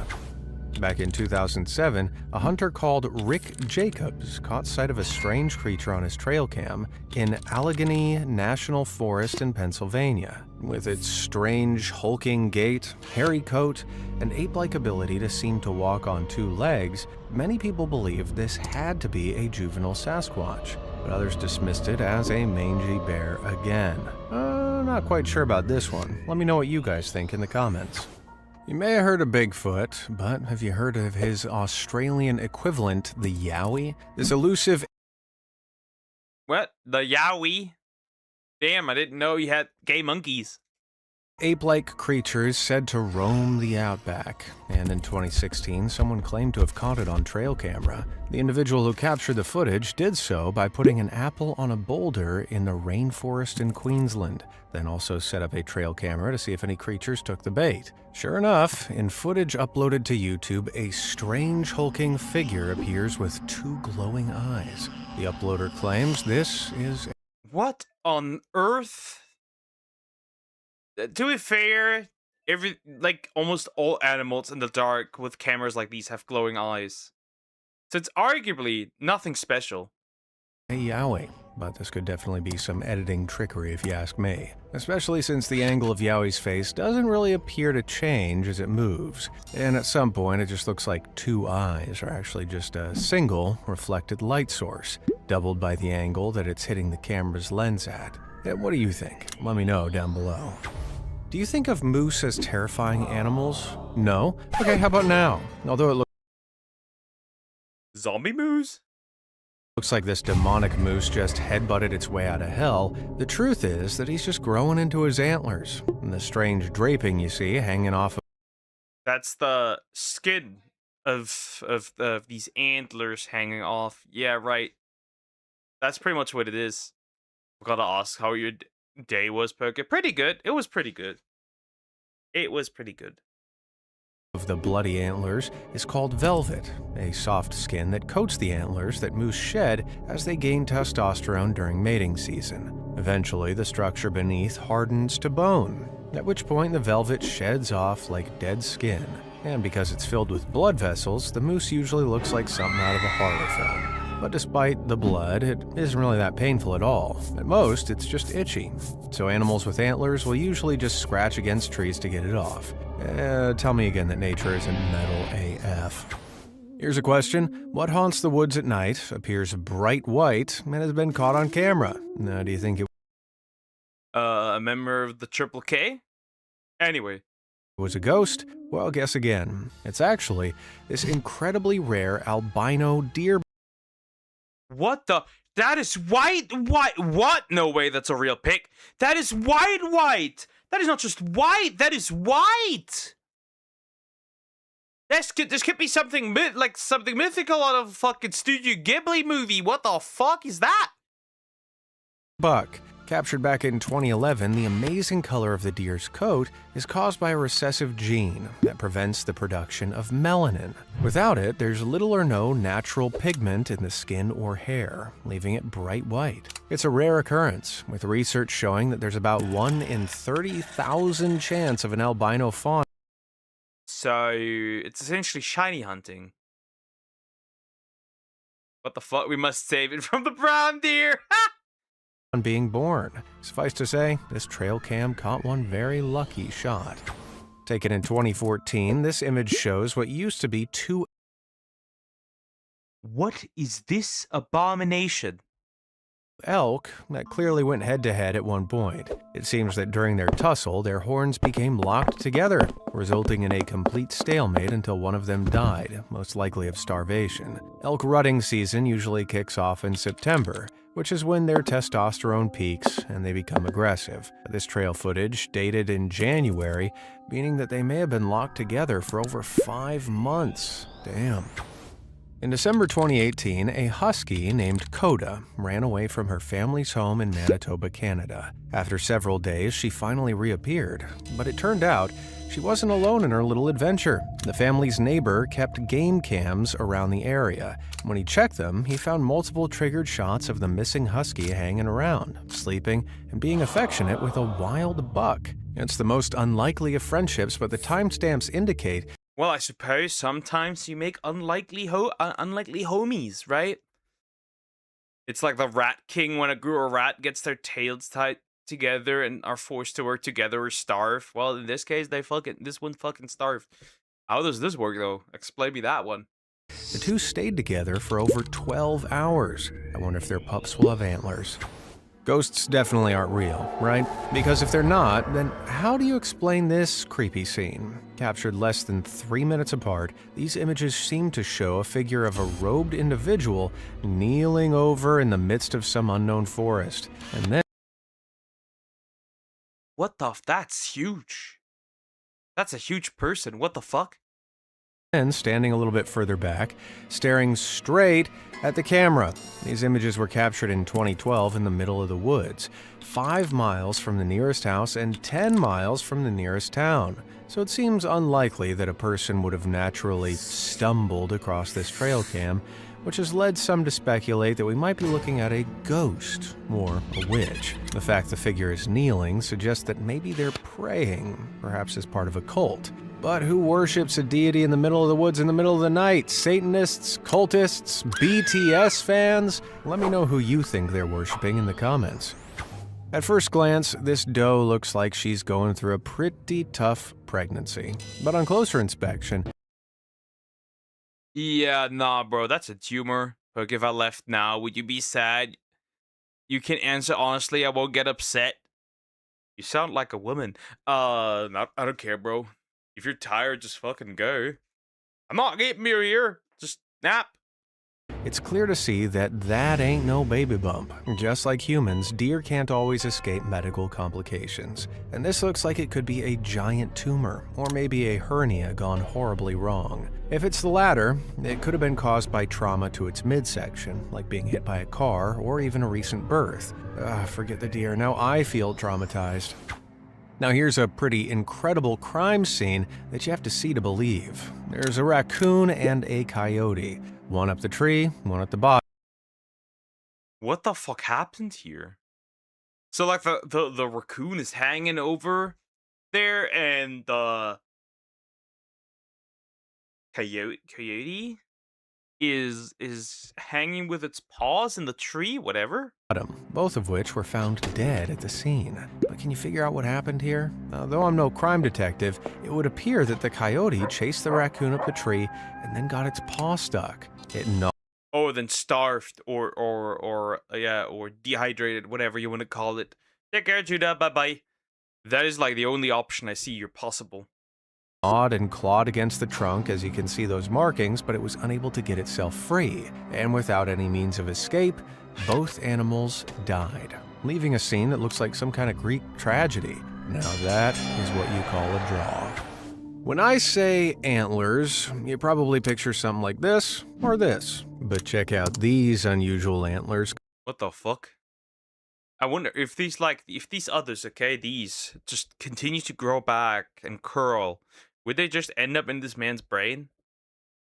Caught on trail camera, seemingly growing sideways out of the deer's ears. Since antlers are grown and shed every year, antler abnormalities are pretty typical, with the most common reason being injury. If an antler gets scruffed during a fight, it might grow back deformed. Our sideways antlered deer likely headbutted something a little too hard too early in the softer part of its horn's development, causing them to break. then reharden incorrectly. And in an even more bizarre twist, researchers have found that when a deer's back leg is severely injured, his opposite side antler grows abnormally. They're not entirely sure. I guess, but it kind of makes sense that, right, that they grew up normally in this case. I guess, I don't know, something biological. I suppose. Why, but some theorize it may be because the deer's nervous system crosses over in the body before reaching the head. So damage to the nerves of a rear limb sends signals through the nervous system that interfere with growth signals for the antler on the opposite side. Another reason for antler oddities is genetics. From May 2022 to January 2024, a wildlife blogger, Chris Jackson, repeatedly spotted a deer with super strange antlers on his trail camera. He nicknamed it Medusa for its bizarre Yeah, I think Medusa is actually, you know, that works pretty well. I'm drinking a fan of Asteroids Cola. Not bad. twisting antlers, but then the antlers randomly crumbled away and left two short stumps. Disappointed! While deer drop their antlers every year, this deer was losing his antlers way before the yearly shed, which is extremely unusual. Now, it was never conclusively figured out why this deer's antlers were so out of whack, but a leading theory is that the deer had a condition called cryptorchidism, which essentially results in abnormal testosterone production in bucks. This means that cryptorchid bucks can grow crazy antlers that are also very brittle, so they can break easily, explaining why the antlers crumbled away at irregular times. The more you know. But sometimes antler abnormalities are caused on purpose.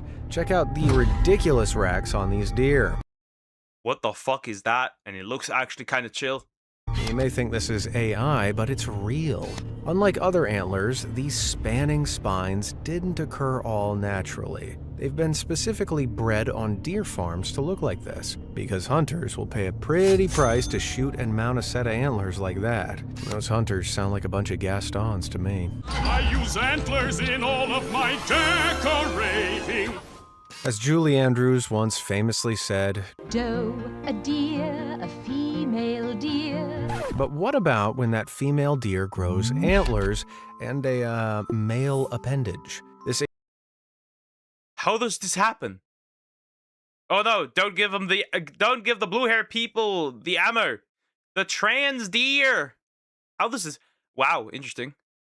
Extremely rare occurrence was captured on trail camera by hunter Curtis Russell in Missouri, but at the time he didn't realize it was a doe. In 2015, he ultimately caught and shot that same deer, who was sporting a big set of antlers, and when dressing it, Curtis made a startling discovery. The deer was a female. See, antlered does are extremely rare, with around 1 in 10,000 growing racks, and are a result of an unusually high level of testosterone. Even rarer than that is a doe with antlers this size, as most of the time the testosterone level is only high enough to produce very small antlers. So while this may just look like a regular deer to most people, it's actually a pretty incredible feat of nature. This skunk's friends definitely dared him to walk into this wolf enclosure in Minnesota. Immediately, Oh wow, that's a brave skunk. He's probably gonna shit on the wolves, isn't he? They can grow straight into their eyes. Yeah, that much I know. Some other things can do that as well. a wolf comes up to investigate the intruder and learns the hard way that if you mess with a skunk, you get the stink. Right into the face, bro. By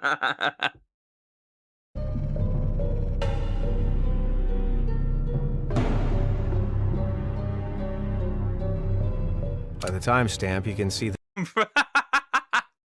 He's still going at it.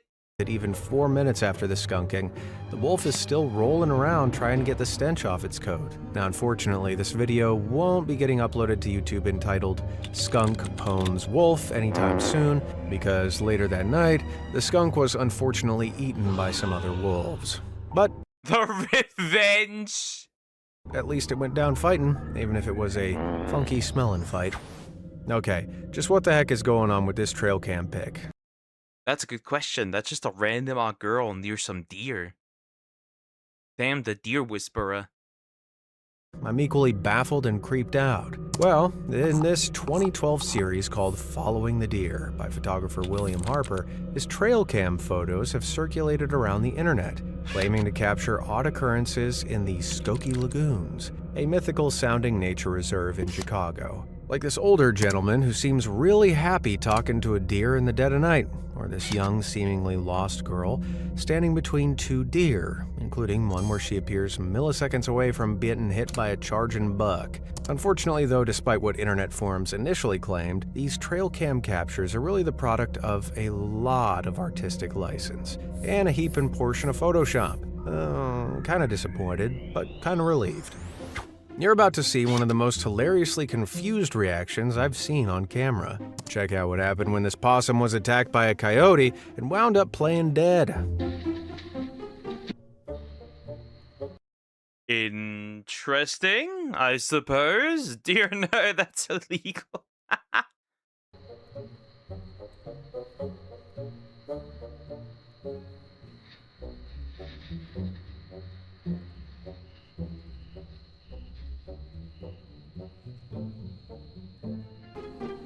See, possums can pretty convincingly play dead. I suppose that's very interesting. I see possums. The only possums I like are the ones from Ice Age, and that's it, because they're retarded. They're like me. Anyway, But it's actually not something they choose to do. Essentially, when a possum becomes extremely frightened, its body may seize up and flop dead to the ground in a comatose-like state. And even more than that, this reaction triggers their anal glands to release a secretion that apparently smells like a decaying. so a fear fart. But when he once said, "I do not, because I have no girlfriend." Also, why are you doing that to me? You would be more into this, for sure. Anyway, deer are so cool, I suppose. Depends on the deer, though.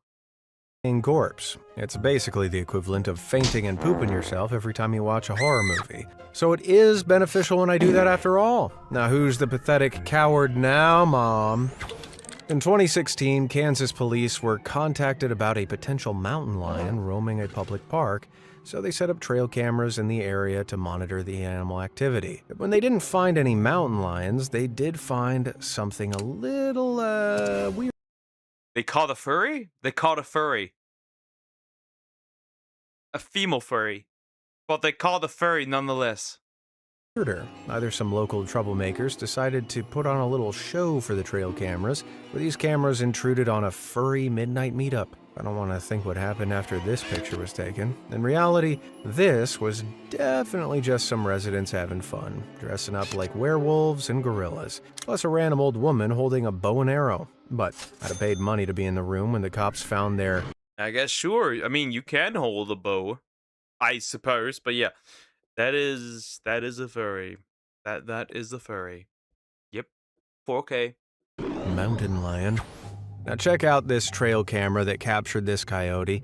He just wanted to enjoy his meal in peace until he was accosted by some neighborhood watch raccoons.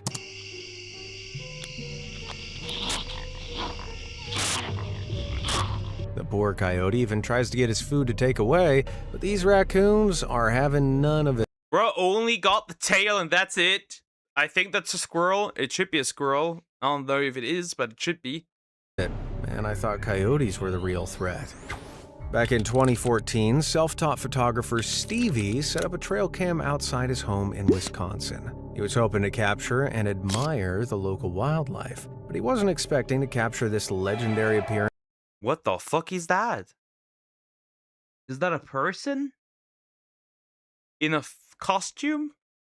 Of a Sasquatch lumbering around outside his house. But before all the cryptozoologists take to the comments, let's take a more logical look at this photo. This two-legged shaggy figure also looks like someone dressed up in a ghillie suit. These are full coverage camouflage outfits designed to help wearers blend seamlessly into foliage. And while they can help hunters merge into the background, they also can be used in hilarious pranks like this.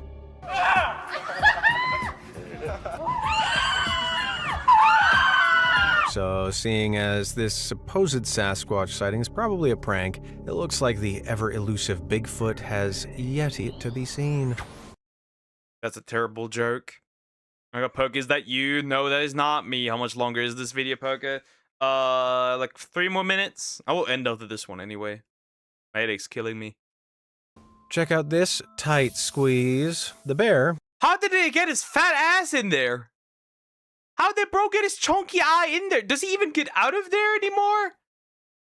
What the fuck, bro? Affectionately known as B33, was captured on trail camera by a wildlife photographer wriggling out of a crawl space under an abandoned house in California. Considering B33 is a chonker at 500 pounds and the crawl space measures 14 by 14 inches, it's extremely impressive that he manages to get that enormous boot. Holy fuck, dude.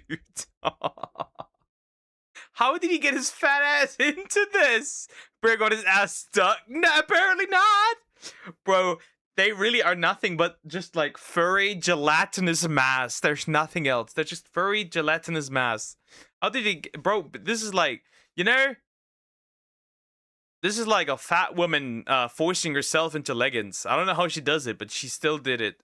Through such a tight space. But the wildlife photographer, 2G Sealed, who has been tracking local bear activity for years, claimed this abandoned house is something of a bear hotspot. A bear B&B, you could say. So B33 is not the first to have dozed off in this den. Let's hope no campers also decide to rest here for the night, or it might be a real-life Goldilocks situation. At first glance, this heart-stopping... Oh, fuck. I hope that's edited in, because that's terrifying. Mountain lion? I was frustrated with my sister. I did pick her up, but she took so long because she can't find a taxi. Well, that sucks. Trail cam image looks like a tragedy waiting to happen, but thankfully on closer inspection of the timestamp, you can tell this is actually a composite image, showing the same track at 2 different times of day. The image was taken on Brush Road just off California State Highway 17. Apparently in 2013, the Brush Road Company was attempting to verify reported sightings of a pair of mountain lions in the area. They decided to publish the composite to warn runners of the danger around the area. Seeing as it's technically the same path, it's just about honest enough to be a valid warning. Either way, the jogger here gets to run another day, for now. Some call them mountain lions, but I just call them oversized cats. I mean, they are oversized. Guys, at the end of the day, even if it's a huge cat, it's still a cat.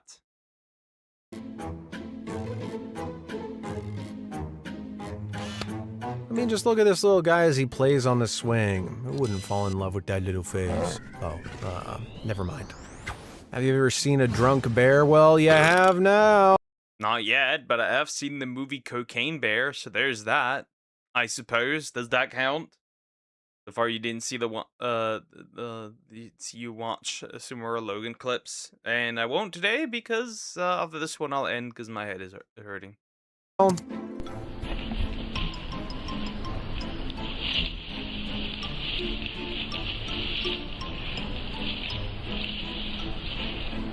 This trail cam footage was taken in British Columbia, Canada, and shows a young bear staggering through the woods like my dad after a few too many Bud Alcoholic bear. Wonderful. Lights. But this bear didn't just get his buzz from beer. In fact, the videographer John theorized that it likely ingested some fermented fruit, which produces ethanol. Hopefully, this hangover won't be too bad tomorrow. Now take a look at this chilling video from 2006. One night, 2 young men were venturing off trail through the woods in Catalonia, Spain, camera in hand, when they stumbled across an eerie creature crouched before a tree.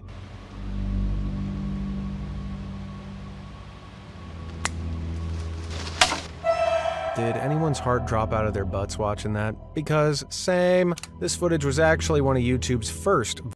Yeah, pretty much one of the first good old creepypastas, I suppose.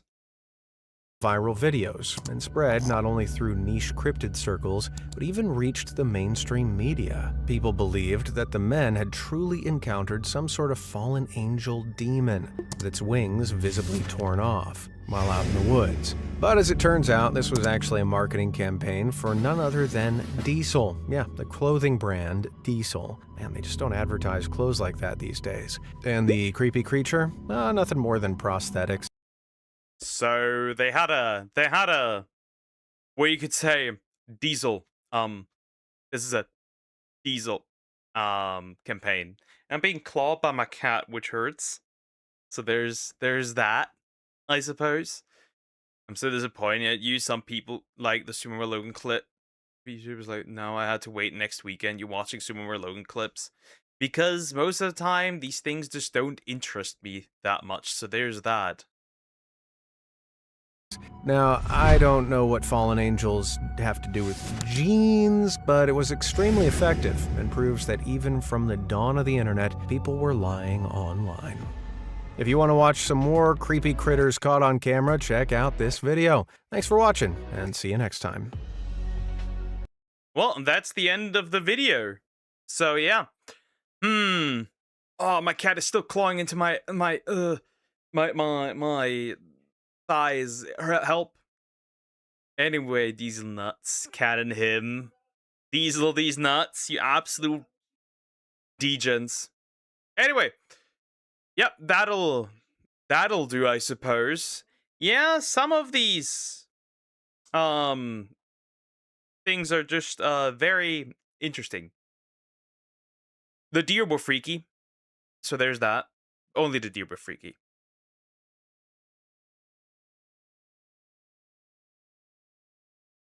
So yeah, guys, I will be ending here. So there's that, right? I will be ending here. So yeah. Yoink. Have a good day or night. I'll get some rest because my head is fucking hurting. It's really annoying. So there's that. Ah, she's still doing it. So yeah, is this the end of the stream? Yep, it is. So yeah.